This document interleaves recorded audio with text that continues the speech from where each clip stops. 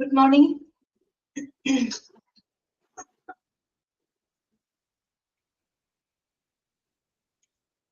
എല്ലാവർക്കും good morning.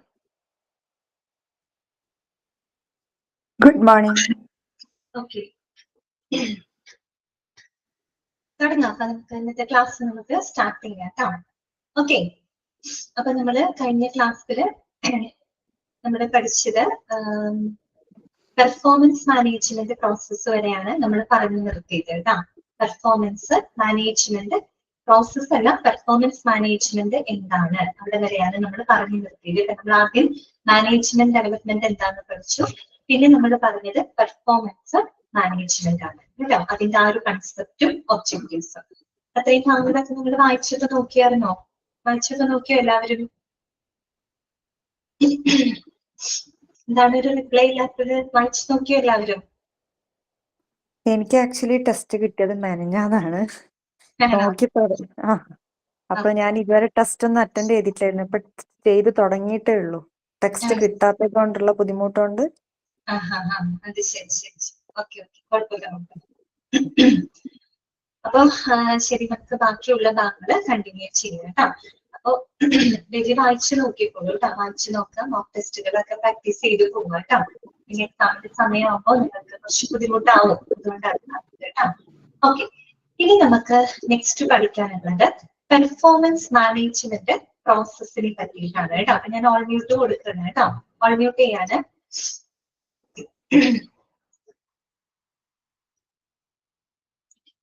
കഴിഞ്ഞ ക്ലാസ്സിൽ നമ്മൾ പറഞ്ഞു എന്താണ് പെർഫോമൻസ് മാനേജ്മെന്റ് എന്നത്. നമ്മൾ കഴിഞ്ഞ ക്ലാസ്സിൽ പറഞ്ഞതാണ്. അതായത് ഒരു എംപ്ലോയീസിനെ അല്ലെ, അവരുടെ ആ ഒരു ഗ്രോത്ത് ആൻഡ് ഡെവലപ്മെന്റ് ഒക്കെ ഇംപ്രൂവ് ചെയ്യുന്നതിന് വേണ്ടിയിട്ടുള്ള ഒരു സിസ്റ്റമാറ്റിക് ആയിട്ടുള്ള ഒരു അപ്രോച്ച് ആണ് പെർഫോമൻസ് മാനേജ്മെന്റ് എന്നതുകൊണ്ട് ഉദ്ദേശിക്കുന്നത് അല്ലെ. അതായത് പെർഫോമൻസ് മാനേജ്മെന്റ് എന്ന് പറഞ്ഞാൽ എന്താണ്? ഒരു വ്യക്തികൾക്ക് അല്ലെ അവരുടെ കഴിവും അറിവും വർദ്ധിപ്പിച്ചുകൊണ്ട് അവരുടെ ഗ്രോത്ത് ആൻഡ് ഡെവലപ്മെന്റ് സാധ്യമാക്കുന്ന ഒരു സിസ്റ്റമാറ്റിക് ആയിട്ടുള്ള ഒരു പ്രോസസ്സിനെയാണ് നമ്മൾ പെർഫോമൻസ് മാനേജ്മെന്റ് കൊണ്ട് ഉദ്ദേശിക്കുന്നത് അല്ലെ. എന്ന് വെച്ചാൽ അവിടുത്തെ ജീവനക്കാരുടെ പെർഫോമൻസ് മാനേജ് ചെയ്യാനായിട്ട് സഹായിക്കുന്ന ഒരു സിസ്റ്റമാറ്റിക് ആയിട്ടുള്ള ഒരു അപ്രോച്ചാണ്. ഓക്കെ, ഇനി ഇന്നത്തെ ക്ലാസ്സിൽ നമ്മൾ പഠിക്കുന്നത് ആ ഒരു പെർഫോമൻസ് മാനേജ്മെന്റ് പ്രോസസ്സ് എന്താണ്, ഇങ്ങനെയാണ് നമ്മൾ പറഞ്ഞല്ലോ. ഒരു സിസ്റ്റമാറ്റിക് ആയിട്ടുള്ള ഒരു അപ്രോച്ച് ആണെന്ന് നമ്മൾ പറഞ്ഞതാണ്. അപ്പൊ അതിൽ ചില ഘട്ടങ്ങൾ വരുന്നുണ്ട്, ചില സ്റ്റെപ്സുകൾ വരുന്നുണ്ട്.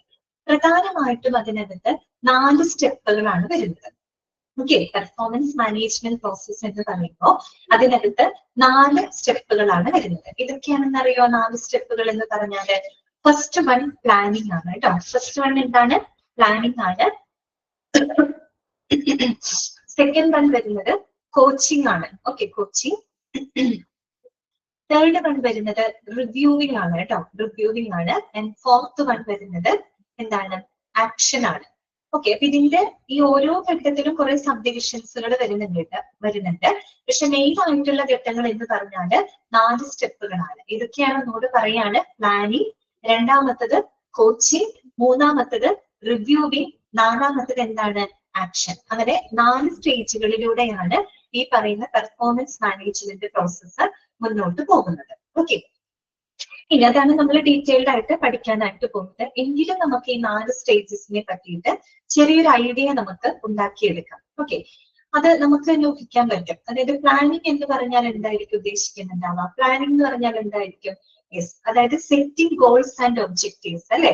അതായത് നമ്മളൊരു ജോലിയുടെ ആയിക്കോട്ടെ, അതിന്റെ ഒരു ഗോൾസ് ആൻഡ് ഒബ്ജക്റ്റീവ്സ് നമ്മൾ എന്ത് ചെയ്ത് വെക്കാണ്?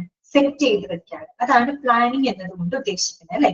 സെറ്റിംഗ് ഗോൾസ് ആൻഡ് ഒബ്ജക്റ്റീവ്സ്, അതുപോലെ establishing expectations of the organisation. അതായത് നമ്മളൊരു ഓർഗനൈസേഷനിൽ വർക്ക് ചെയ്യാൻ പോകുന്നത്, നമ്മളൊരു കമ്പനിയിൽ വർക്ക് ചെയ്യാൻ പോകുന്ന എംപ്ലോയീസ് ആണ് അല്ലെ. അപ്പൊ നമുക്ക് എന്തെങ്കിലും ഒരു ജോലി തരുന്നുണ്ട്, ഒരു സ്പെസിഫിക് ടാസ്ക് നമുക്ക് തരുന്നുണ്ട്, നമുക്കൊരു ജോബ് ഉണ്ട് അല്ലെ.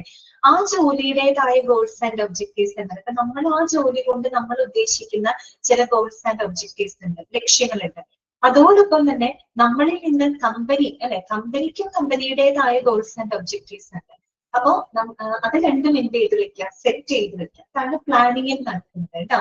സെറ്റിംഗ് ഗോൾസ് ആൻഡ് ഒബ്ജക്റ്റീവ്സ്, അതുപോലെ തന്നെ എസ്റ്റാബ്ലിഷിംഗ് എക്സ്പെക്ടേഷൻസ്. ആരുടെ എക്സ്പെക്ടേഷൻസ് ആണ്? കമ്പനി. ഇപ്പൊ കമ്പനിക്ക് അറിയാം കമ്പനി ഇത്ര എംപ്ലോയീസിന് അവിടെ ജോലി എടുക്കുന്നുണ്ടെങ്കിൽ ഇത്ര എംപ്ലോയീസ് അവിടെ വർക്ക് ചെയ്യുന്നുണ്ടെങ്കിൽ അവരിൽ നിന്നും കമ്പനി പ്രതീക്ഷിക്കുന്ന ചില കാര്യങ്ങളുണ്ട് അല്ലെ, അല്ലെങ്കിൽ ഈ കമ്പനിക്ക് കമ്പനിയുടേതായ വിഷൻ ആൻഡ് മിഷൻസ് ഉണ്ട് അല്ലെ. അത് നേടിയെടുക്കുന്നതിന് വേണ്ടിയിട്ട് അവിടുത്തെ ഓരോ എംപ്ലോയീസ് എന്ത് ചെയ്യണം, കോൺട്രിബ്യൂട്ട് ചെയ്യേണ്ടതുണ്ട്. അപ്പോൾ ഈ രണ്ട് കാര്യങ്ങൾ സെറ്റ് ചെയ്ത് വെക്കുക എന്നുള്ളതാണ് പ്ലാനിങ്ങിൽ നടക്കുന്ന കാര്യം. മനസ്സിലായി? സിമ്പിൾ ആയിട്ട് അത്രയേ ഉള്ളൂ. പ്ലാനിംഗ് എന്ന് പറഞ്ഞാൽ സെറ്റിംഗ് ഗോൾസ് ആൻഡ് ഒബ്ജക്റ്റീവ്സ് ആണ്. അതുപോലെ തന്നെ എസ്റ്റാബ്ലിഷിംഗ് എക്സ്പെക്ടേഷൻസ് ആണ്. ഓക്കെ, എക്സ്പെക്ടേഷൻസ് ആരുടെ എക്സ്പെക്ടേഷൻസ് ആണ്? ഓർഗനൈസേഷന്റെ എക്സ്പെക്ടേഷൻസ് എന്താണോ അത് കൃത്യമായിട്ട് എസ്റ്റാബ്ലിഷ് ചെയ്ത് വെക്കും. അതാണ് പ്ലാനിങ്ങിൽ നടക്കുന്നത് കേട്ടോ. നമുക്ക് ഡീറ്റെയിൽഡ് ആയിട്ട് നോക്കാം, എങ്കിലും ഒരു ഐഡിയ പറയാം. ഓക്കെ, രണ്ടാമത്തെ സ്റ്റെപ്പ് എന്ന് പറഞ്ഞാൽ എന്താണ്? കോച്ചിങ് ആണ് അല്ലെ. പ്ലാനിങ് കഴിഞ്ഞാൽ അടുത്ത സ്റ്റെപ്പ് എന്താണ് അതിനകത്ത് വരുന്നത്? കോച്ചിങ് ആണ്. കോച്ചിങ് എന്ന് പറയുമ്പോൾ നമ്മൾ അവിടെ എന്താ ചെയ്യുന്നത്? Providing guidance and support. എംപ്ലോയീസിന് അവരുടെ പെർഫോമൻസ് ഇംപ്രൂവ് ചെയ്യുന്നതിന് ആവശ്യമായിട്ടുള്ള ഗൈഡൻസ് ആൻഡ് സപ്പോർട്ട് നമ്മൾ കൊടുക്കുകയാണ് അവർക്ക് അല്ലെ. കോച്ചിങ്ങിലൂടെ നമ്മൾ എന്താ കൊടുക്കുന്നത്? Providing guidance and support. അത് മാത്രമല്ല അവർക്ക് എന്തും നമ്മൾ കൊടുക്കുന്നുണ്ട്, ഓഫറിങ് ഫീഡ്ബാക്ക് കൊടുക്കുന്നുണ്ട് അല്ലെ. Feedback and development opportunities. അവർക്ക് അവരുടെ പെർഫോമൻസിനനുസരിച്ച് കൃത്യമായിട്ടുള്ള ഫീഡ്ബാക്കുകൾ നമ്മൾ കൊടുക്കുന്നുണ്ട്. അതുപോലെ അവർക്ക് ഡെവലപ്പ് ചെയ്യാനായിട്ടുള്ള ഓപ്പർച്യൂണിറ്റീസും അവർക്ക് ഓഫർ ചെയ്യുന്നുണ്ട്. അതുപോലെ തന്നെ എന്താണ്? Helping employees to improve their skills and performance. എംപ്ലോയീസിനാണെങ്കിൽ അവരുടെ സ്കിൽസും പെർഫോമൻസും ഒക്കെ ഇംപ്രൂവ് ചെയ്യുന്നതിന് വേണ്ടിയിട്ട് അവരെ സഹായിക്കുകയും ചെയ്യും. ഇത്രയും കാര്യങ്ങളാണ് ഇതിനകത്ത് നടക്കുന്നത്, കോച്ചിങ്ങിന് നടക്കുന്നത്. മനസ്സിലായോ? ഇപ്പൊ കോച്ചിങ്ങിനായിട്ട് എന്താണ് നമ്മൾ നടക്കുന്നത്? പ്രൊവൈഡിങ് ഗൈഡൻസ് ആൻഡ് സപ്പോർട്ട് അല്ലെ. അതായത് എംപ്ലോയീസിന് വേണ്ട ഗൈഡൻസ് ആൻഡ് സപ്പോർട്ട് കൊടുക്കുന്നു. അതുപോലെ offering feedback and development opportunities. അവരുടെ പെർഫോമൻസിനനുസരിച്ച് ശരിയായ ഒരു ഫീഡ്ബാക്ക് അവർക്ക് കൊടുക്കുന്നു. അവർക്ക് ഡെവലപ്പ് ചെയ്യാനുള്ള അവസരങ്ങൾ ഒരുക്കി കൊടുക്കുന്നു. അതിലൂടെ എന്താണ്? Helping employees to improve their skills and performance അല്ലെ. എംപ്ലോയീസിന് അവരുടെ സ്കിൽസും പെർഫോമൻസും ഒക്കെ ഇംപ്രൂവ് ചെയ്യുന്നതിനായിട്ടുള്ള ആ ഒരു ഇത് കൊടുക്കുക, സഹായം കൊടുക്കുക. ഇത്രയും കാര്യങ്ങളാണ് കോച്ചിങ്ങിനകത്ത് വരുന്നത്. ഓക്കെ, മൂന്നാമത്തെ സ്റ്റെപ്പ് എന്ന് പറഞ്ഞാൽ എന്താണ്? റിവ്യൂവിംഗ് ആണ്. റിവ്യൂ ചെയ്യാന്ന് പറഞ്ഞാൽ എന്താണ്? അവരെ വിലയിരുത്തൽ അല്ലെ. അതായത് evaluating progress towards the goals. അതായത് നമ്മുടെ ലക്ഷ്യങ്ങളായാലും കമ്പനിയുടെ ലക്ഷ്യങ്ങളിലേക്കുള്ള അവരുടെ ആ ഒരു പെർഫോമൻസ്, അവരുടെ പ്രോഗ്രസ് എത്രത്തോളം ഉണ്ട് എന്നുള്ളത് നമ്മൾ എന്ത് ചെയ്യാണ്? ഇവാലുവേറ്റ് ചെയ്യാണ് അല്ലെ. അസസിങ് ദയർ പെർഫോമൻസ് അല്ലെ. അവരുടെ പെർഫോമൻസിന് നമ്മൾ അസസ് ചെയ്യാണ്. അതുപോലെ തന്നെ identify the areas for improvement. Improve ചെയ്യേണ്ട ഏരിയാസ് ഏതൊക്കെയാണെന്ന് വെച്ചാൽ അത് നമ്മൾ കൃത്യമായിട്ട് എന്ത് ചെയ്ത് കൊടുക്കണം, ഐഡന്റിഫൈ ചെയ്യേണ്ടത്. അത്രയും കാര്യങ്ങളാണ് റിവ്യൂവിംഗിൽ നടക്കുക. റിവ്യൂ ചെയ്യാന്ന് വെച്ചാൽ നമ്മൾ അവലോകനം ചെയ്യാണ്, അസസ് ചെയ്യാണ്. എംപ്ലോയീസിന്റെ പെർഫോമൻസ് നമ്മൾ വിലയിരുത്തുന്നു. അതിനനുസരിച്ച് ഇംപ്രൂവ് ചെയ്യേണ്ട ഏരിയകൾ ഏതൊക്കെയാണ് അതെല്ലാം നമ്മൾ ഐഡന്റിഫൈ ചെയ്തുകൊണ്ട് അതിലേക്ക് കുറെ കൂടി ഇംപ്രൂവ് ചെയ്യാനുള്ള കാര്യങ്ങൾ നമ്മൾ ആ ഒരു സ്റ്റെപ്പിനകത്ത് ചെയ്യുന്നുണ്ട്. ലാസ്റ്റ് വരുന്നത് എന്താണ്? റിവാർഡ് ആൻഡ് റെക്കഗ്നൈസിങ് അഥവാ ആക്ഷൻ ആണ് വരുന്നത് അല്ലെ. ഈ ആക്ഷൻ എന്ന് പറഞ്ഞു കഴിഞ്ഞാൽ അതിനകത്ത് എന്താണ്? റിവാർഡിങ്ങും റെക്കഗ്നീഷനും ഒക്കെയാണ് വരുന്നത്. അവർ ചെയ്യുന്ന പെർഫോമൻസിന് അവർക്ക് എന്ത് കൊടുക്കണം? ഒരു അംഗീകാരം കൊടുക്കണം, അല്ലെങ്കിൽ അവർക്ക് ഡിസർവിംഗ് ആയിട്ടുള്ള ഒരു റിവാർഡ് നമുക്ക് കൊടുക്കണം. ഇതിലാണ് ആ ഒരു പെർഫോമൻസ് മാനേജ്മെന്റ് പ്രോസസ് അവിടെ കംപ്ലീറ്റ് ആകുന്നത്. ഏകദേശം ഒരു ഐഡിയ നിങ്ങൾക്ക് കിട്ടിയോ? പെർഫോമൻസ് മാനേജ്മെന്റ് പ്രോസസ് എന്ന് പറഞ്ഞാൽ എംപ്ലോയീസിന്റെ പെർഫോമൻസ് ഇംപ്രൂവ് ചെയ്യുന്നതിന് വേണ്ടിയിട്ടുള്ള ഒരു സിസ്റ്റമാറ്റിക് ആയിട്ടുള്ള ഒരു അപ്രോച്ച് ആണ്. അത് സിസ്റ്റമാറ്റിക് അപ്രോച്ച് ആയതുകൊണ്ട് തന്നെ അതിൽ കൃത്യമായിട്ടുള്ള ചില സ്റ്റെപ്സുകൾ ഉണ്ട്. ഏതൊക്കെയാണ് മെയിൻ ആയിട്ട് വരുന്ന 4 സ്റ്റെപ്പുകൾ?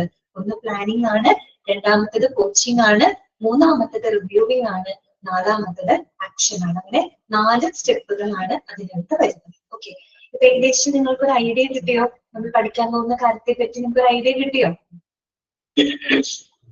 എന്തെങ്കിലും ഒന്ന് റെസ്പോണ്ട് ചെയ്യണം കേട്ടോ, അല്ലാതെ നമുക്ക് മുന്നോട്ട് പോകാനായിട്ട് പറ്റില്ല. ഓക്കെ, അപ്പൊ നമുക്ക് ഇനി വായിക്കാം കേട്ടോ.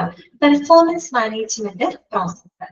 The performance management process is A collaborative communication based process where employees and management work together to plan, monitor and review the employees' objectives, long-term goals, job trajectory and comprehensive contribution to company. ഇത് കഴിഞ്ഞ ക്ലാസ്സിൽ പറഞ്ഞ അതേ concept തന്നെയാണ് അവിടെ എഴുതിയിരിക്കുന്നത് കേട്ടോ.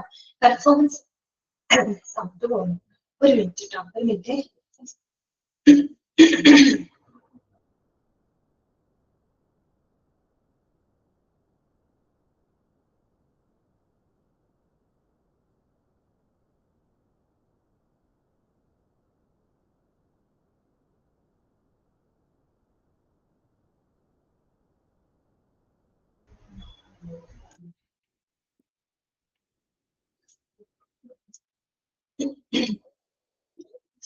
Okay, അപ്പോ നമ്മൾ പറഞ്ഞു പെർഫോമൻസ് മാനേജ്മെന്റ് എന്ന് പറയുമ്പോൾ അവിടെ every one works together towards a common goals അല്ലെ.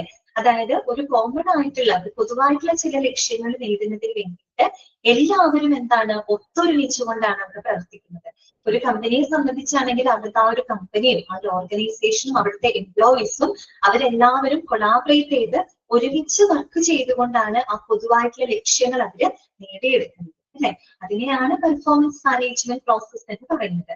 അപ്പൊ അത് തന്നെയാണ് ഇവിടെ എഴുതിയിരിക്കുന്നത്. Performance management process is A collaborative അല്ലെ. കൊളാബറേറ്റീവ് എന്ന് വെച്ചാൽ എന്താണ്? ഈ പറഞ്ഞ കാര്യമാണ്, എല്ലാവരും ഒരുമിച്ച് നിന്നുകൊണ്ടാണ് അവിടെ പ്രവർത്തിക്കുന്നത്. അതുപോലെ കമ്മ്യൂണിക്കേഷൻ ബേസ്ഡ് പ്രോസസ് ആണ് അല്ലെ. അവിടെ എന്താണ് ഈ പറയുന്ന കമ്പനിയും അതുപോലെ അവിടുത്തെ എംപ്ലോയീസും തമ്മിൽ പരസ്പരമായിട്ടുള്ള ഒരു 2-way കമ്മ്യൂണിക്കേഷനിലൂടെയാണ് അവിടുത്തെ ആ ഒരു പ്രവർത്തനങ്ങൾ മുന്നോട്ട് പോകുന്നത് അല്ലെ.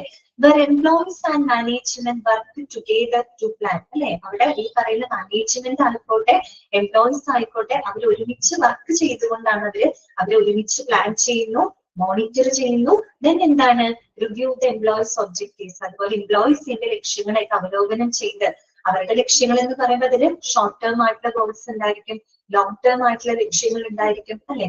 ആ ഒരു രീതിയിൽ എംപ്ലോയീസ് അത് ഏറ്റവും നല്ല രീതിയിൽ പെർഫോം ചെയ്തുകൊണ്ട് എന്ത് ചെയ്യണം, ഓർഗനൈസേഷന്റെ വളർച്ചയ്ക്കായിട്ട് നല്ലൊരു കോൺട്രിബ്യൂഷൻ കൊടുക്കുന്നു. ആ ഒരു പ്രോസസ്സിനെയാണ് നമ്മൾ പെർഫോമൻസ് മാനേജ്മെന്റ് പ്രോസസ് എന്ന് പറയുന്നത്. ഓക്കെ, ഇനി അതില് ആദ്യത്തെ സ്റ്റെപ്പിലോട്ട് നമുക്ക് കടക്കാം. ഫസ്റ്റ് സ്റ്റെപ്പ് എന്തായിരുന്നു? പ്ലാനിങ് ആണ് നമ്മൾ പറഞ്ഞു അല്ലെ. എന്തൊക്കെയാണ് പ്ലാനിങ്ങിൽ തന്നെ 2 സബ് ഡിവിഷൻസുകൾ വരുന്നുണ്ട്, 2 സ്റ്റേജസുകൾ അതിനകത്ത് വരുന്നുണ്ട്.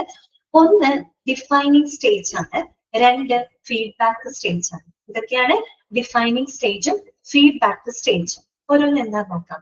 ഡിഫൈനിങ് സ്റ്റേജ് ഡിഫൈൻ ചെയ്യാന്ന് പറയുമ്പോൾ തന്നെ നമുക്ക് അറിയാൻ പറ്റും എന്തായിരിക്കും അവിടെ ഡിഫൈൻ ചെയ്യുന്നുണ്ടാവുക. യെസ്, അവരുടെ ഗോൾസ് ആൻഡ് ഒബ്ജക്റ്റീവ്സ് അല്ലെ, അവരുടെ നീഡ്സ് ആൻഡ് റിക്വയർമെന്റ്സ് ആണ് എന്ത് ചെയ്യുന്നത് അവിടെ ഡിഫൈൻ ചെയ്യുന്നത്. ദാറ്റ് മീൻസ് അവിടെ ഐഡന്റിഫൈ ചെയ്യുന്നത് അല്ലെ. നമ്മൾ എന്തൊരു പ്രവർത്തനം ചെയ്യുന്നതിന് മുമ്പും നമ്മുടെ ലക്ഷ്യം എന്താണ്, നമുക്ക് എന്താണ് നേടിയെടുക്കേണ്ടത് എന്നതിനെ പറ്റി കൃത്യമായിട്ടുള്ള ഒരു നോളജ് നമുക്ക് ഉണ്ടായിരിക്കണം. ആ ലക്ഷ്യങ്ങൾ സെറ്റ് ചെയ്ത് വെച്ചിട്ടാണ് പിന്നെ നമ്മൾ അതിലേക്ക് വേണ്ടിയിട്ട് എന്ത് ചെയ്യുന്നത്, പെർഫോം ചെയ്യുന്നത്. ഓക്കെ, അപ്പൊ അത് തന്നെയാണ് ഡിഫൈനിങ് സ്റ്റേജ് കേട്ടോ. The performance management process starts with planning stage. Underline ചെയ്ത് വെക്കാം കേട്ടോ. അപ്പൊ ഒരു പെർഫോമൻസ് മാനേജ്മെന്റ് പ്രോസസ് സ്റ്റാർട്ട് ചെയ്യുന്നത് ഏത് സ്റ്റെപ്പിലൂടെയാണ്? That starts with planning stage ആണ് കേട്ടോ. പ്ലാനിങ് സ്റ്റേജിലൂടെയാണ് അത് സ്റ്റാർട്ട് ചെയ്യുന്നത്. ഓക്കെ, ഇനി നോക്കാം. HR and management need to specify the job itself, including a comprehensive description, long and short-term goals, and identify key objectives, and develop clear metrics for how those objectives and goals will be determined. കണ്ടോ, ഇങ്ങനെയുള്ള കാര്യങ്ങളൊക്കെ നമ്മൾ define ചെയ്ത് വെക്കുകയാണ്. അതായത് HR എന്ന് പറയുമ്പോൾ human resources, that means അവിടുത്തെ എംപ്ലോയീസ് ആണ് അല്ലെ. എംപ്ലോയീസും അതുപോലെ തന്നെ മാനേജ്മെന്റും എന്ത് ചെയ്യണം, ആ ഒരു ജോബ് ഡിസ്ക്രിപ്ഷൻ അവിടെ കൃത്യമായിട്ട് എന്ത് ചെയ്തിരിക്കണം, സ്പെസിഫൈ ചെയ്തിരിക്കണം അല്ലെങ്കിൽ ഡിഫൈൻ ചെയ്തിരിക്കണം. ഓരോരുത്തരുടെയും ജോബ് റോൾ എന്താണ് അല്ലെ, ആ ഒരു ജോലിയുടെ റോൾസ് ആൻഡ് റെസ്പോൺസിബിലിറ്റീസ് എന്തൊക്കെയാണ്, അതിന്റെ long term goals, short term ആയിട്ട് ലോങ് ടേം ആയിട്ടുള്ള അതിന്റെ ലക്ഷ്യങ്ങൾ എന്തൊക്കെയാണ്. ഇനി അത്തരം ഒബ്ജക്റ്റീവ്സുകൾ നമുക്ക് നേടിയെടുക്കുന്നതിന് വേണ്ടിയിട്ട് എന്തൊക്കെ മാർഗങ്ങൾ നമുക്ക് സ്വീകരിക്കാം എന്നതിനെ പറ്റി കൃത്യമായിട്ടുള്ള ഒരു എന്താ പറയാ ഐഡിയ ഉണ്ടാക്കിയെടുക്കുക എന്നുള്ളതാണ് ഡിഫൈനിങ് സ്റ്റേജ് കൊണ്ട് ഉദ്ദേശിക്കുന്നത് കേട്ടോ. നോക്കുക, HR and management need to specify job itself. എന്ത് ജോലിയാണ്, ഓരോ എംപ്ലോയീസിനും അവരുടേതായ ഒരു ജോബ് റോൾ കൊടുത്തിട്ടുണ്ട്. ആ ജോലിയിൽ നിന്നും കമ്പനി എക്സ്പെക്ട് ചെയ്യുന്ന ഒരുപാട് കാര്യങ്ങളുണ്ട്. ആ ജോബ് ഡിസ്ക്രിപ്ഷൻ വളരെ കൃത്യമായിട്ട് തന്നെ ഡിഫൈൻ ചെയ്യുക. ഇൻക്ലൂഡിങ് എ കോംപ്രിഹെൻസീവ് ഡിസ്ക്രിപ്ഷൻ, വളരെ വിശദമായിട്ടുള്ള രീതിയിൽ ആ ജോബ് റോൾ, ദാറ്റ് മീൻസ് അതിന്റെ റോൾസ് ആൻഡ് റെസ്പോൺസിബിലിറ്റീസ് എന്തൊക്കെയാണെന്നുള്ളത് ഐഡന്റിഫൈ ചെയ്യുക. Long and short term goals, ആ ഒരു ജോലി കൊണ്ട് ലക്ഷ്യമിടുന്ന ഷോർട്ട് ടേം ആയിട്ട് ലോങ് ടേം ആയിട്ടുള്ള ലക്ഷ്യങ്ങൾ എന്തൊക്കെയാണ്. Identify key objectives and develop clear metrics for how those objectives and goals will be determined. എങ്ങനെ ആ ലക്ഷ്യങ്ങൾ നേടിയെടുക്കണം, അതിന് എന്ത് മാർഗങ്ങളാണ് സ്വീകരിക്കേണ്ടത് എന്നതും അവിടെ എന്ത് ചെയ്തിരിക്കണം, ഐഡന്റിഫൈ ചെയ്തിരിക്കണം. ഓക്കെ, പിന്നെ എന്താണ് പറയുന്നത്, ഗോൾസ് ഷുഡ് ബി ക്ലിയർ അല്ലെ. ഗോൾസ് എപ്പോഴും ലക്ഷ്യങ്ങൾ നമ്മൾ സെറ്റ് ചെയ്യുക, ലക്ഷ്യങ്ങൾ വളരെ വ്യക്തമായിരിക്കണം. ആ ഗോൾസ് ആൻഡ് ഒബ്ജക്റ്റീവ്സ് എപ്പോഴും വളരെ ക്ലിയർ ആയിരിക്കണം, വ്യക്തമായിരിക്കണം. അത് മാത്രമല്ല done in the smart format, smart ഫോർമാറ്റിൽ വേണം അത് നമ്മൾ നടപ്പിലാക്കാനായിട്ട്. ഈ സ്മാർട്ട് എന്നതുകൊണ്ട് എന്താ ഉദ്ദേശിക്കുന്നത്? എസ് ഫോർ എന്താണ്? സ്പെസിഫിക് ആണ്. അതായത് ആ സ്പെസിഫിക് ആയിട്ടുള്ള എന്ത് ജോലിയാണ് അല്ലെ, ആ ജോലിയുടേതായ റോൾസ് ആൻഡ് റെസ്പോൺസിബിലിറ്റി എന്താണെന്നുള്ളത് കൃത്യമായിട്ട് അവിടെ സ്പെസിഫൈ ചെയ്ത് നമ്മൾ മനസ്സിലാക്കിയിരിക്കണം. പിന്നെന്താണ്? മെഷറബിൾ ആണ് അല്ലെ. മെഷറബിൾ എന്ന് പറഞ്ഞു കഴിഞ്ഞാൽ എന്താണ്? നമ്മുടെ goals and objectives R quantified അല്ലെ, ക്വാണ്ടിഫൈഡ് ഗോൾസ് ആൻഡ് ഒബ്ജക്റ്റീവ്സ് അല്ലെ. നമ്മുടെ ഗോൾസ് ആൻഡ് ഒബ്ജക്റ്റീവ്സ് എന്താണെന്നത് കൃത്യമായിട്ട് അവിടെ നമ്മൾ മെഷർ ചെയ്തിരിക്കണം. ക്വാണ്ടിഫൈ ചെയ്യാന്ന് വെച്ചാൽ അളന്നിരിക്കണം.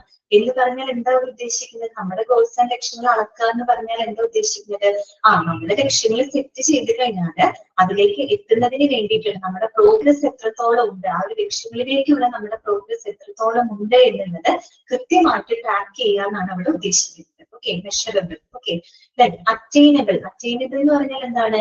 നമുക്ക് നേടിയെടുക്കാൻ സാധിക്കുന്ന ഈ പറയുന്ന ഗോൾസ് ആൻഡ് ഒബ്ജക്റ്റീവ്സ് ദാറ്റ് നമുക്ക് അറ്റൈനബിൾ ആണോ, നമുക്ക് നേടിയെടുക്കാൻ കഴിയുന്നതാണോ, അല്ലെങ്കിൽ നമുക്ക് നേടിയെടുക്കാൻ ബുദ്ധിമുട്ടുള്ളതാണോ എന്നുള്ളത് നമ്മൾ കൃത്യമായിട്ട് മനസ്സിലാക്കണം. അതോടൊപ്പം റിലവന്റ് ആയിരിക്കണം അല്ലെ. നമ്മുടെ goals and objectives that should align with the company's vision and mission അല്ലെ. അതായത് ഒരു കമ്പനിയുടെ ലക്ഷ്യങ്ങളുമായിട്ട് പൊരുത്തപ്പെട്ടു പോകുന്ന രീതിയിൽ, അലൈൻ ചെയ്യുന്ന രീതിയിലായിരിക്കണം ഈ പറയുന്ന ഗോൾസ് ആൻഡ് ഒബ്ജക്റ്റീവ്സ് ഉണ്ടായിരിക്കുന്നത്. ഇപ്പൊ നമ്മള് എംപ്ലോയീസിന് ഒരു ലക്ഷ്യം, കമ്പനിക്ക് വേറൊരു ലക്ഷ്യം, അങ്ങനെയായിട്ട് കാര്യമില്ലല്ലോ. കമ്പനിയുടെ ലക്ഷ്യങ്ങൾക്ക് വേണ്ടിയിട്ട് ആണ് നമ്മൾ ഓരോ എംപ്ലോയീസും പ്രവർത്തിക്കുന്നത്. അപ്പൊ നമുക്കും നമ്മുടേതായ ലക്ഷ്യങ്ങളുണ്ട്. ആ ലക്ഷ്യങ്ങൾ എന്ന് പറയുന്നത് കമ്പനിയുടെ ഒബ്ജക്റ്റീവ്സുമായിട്ട് എന്ത് ചെയ്ത് പോകുന്നതായിരിക്കണം? അലൈൻ ചെയ്ത് പോകുന്നതായിരിക്കണം, ഒത്തുപോകുന്നതായിരിക്കണം അല്ലെ. പിന്നെന്താണ്? ടൈം ബേസ്ഡ് ആണ്. ഈ പറയുന്ന ഗോൾസ് ആൻഡ് ഒബ്ജക്റ്റീവ്സിന് നേടിയെടുക്കുന്നതിനൊരു സ്പെസിഫൈഡ് ടൈം പീരീഡ് നമ്മൾ ചെയ്തിരിക്കണം അല്ലെ. അതായത് ഒരു ഡെഡ് ലൈൻ നമ്മൾ സെറ്റ് ചെയ്ത് വെച്ചിരിക്കണം അല്ലെ. ലക്ഷ്യങ്ങൾ നേടിയെടുക്കുന്നതിന് അതിനൊരു ടൈം ലിമിറ്റ് ഉണ്ട്, ഒരു ടൈം ബൗണ്ടറി ഉണ്ട് അല്ലെ. ആ ഒരു ടൈം പീരീഡിനുള്ളിൽ നമുക്കത് എന്ത് ചെയ്യാൻ സാധിച്ചിരിക്കണം? നേടിയെടുക്കാനായിട്ട് സാധിച്ചിരിക്കണം. അതാണ് സ്മാർട്ട് എന്നതുകൊണ്ട് ഉദ്ദേശിക്കുന്നത്. S for specific, M for measurable, A for attainable, R for relevant, and T for time based. കേട്ടോ. അപ്പൊ ഈ രീതിയിൽ വേണം നമ്മൾ എന്ത് ചെയ്യാനായിട്ട്? ആ ഒരു ഗോൾസ് ആൻഡ് ഒബ്ജക്റ്റീവ്സ് നമ്മൾ നേടിയെടുക്കാനായിട്ട് കേട്ടോ.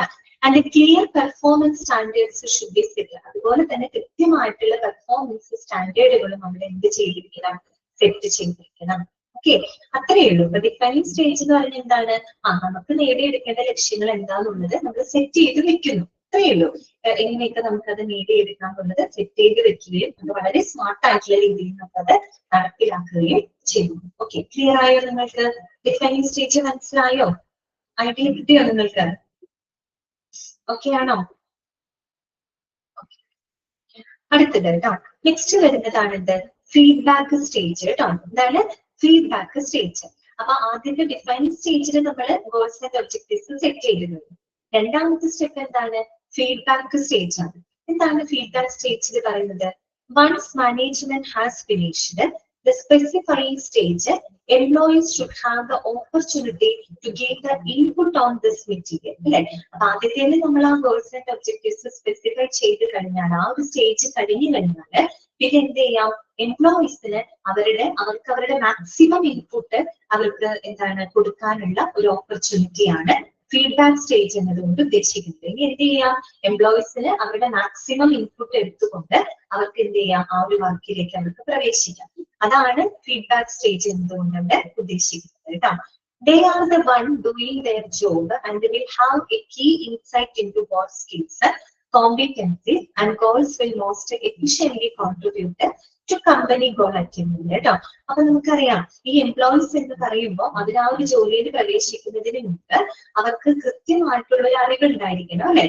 Will have a key insight into what skills, അവർ ചെയ്യാൻ പോകുന്ന ജോലി എന്താണ്, ആ ജോലിയുടെ റെസ്പോൺസിബിലിറ്റീസ് എന്തൊക്കെയാണ്, ആ ജോലി ഏറ്റവും എഫിഷ്യന്റ് ആയിട്ട് ചെയ്യണമെങ്കിൽ എന്തൊക്കെ ക്രിട്ടിക്കൽ സ്കില്ലുകളാണ് നമുക്ക് നേടിയെടുക്കേണ്ടത് അല്ലെ. അതിനെ പറ്റിയിട്ട് ഒരു ഇൻസൈറ്റ് ആർക്ക് ഉണ്ടായിരിക്കണം? എംപ്ലോയീസിന് ഉണ്ടായിരിക്കണം.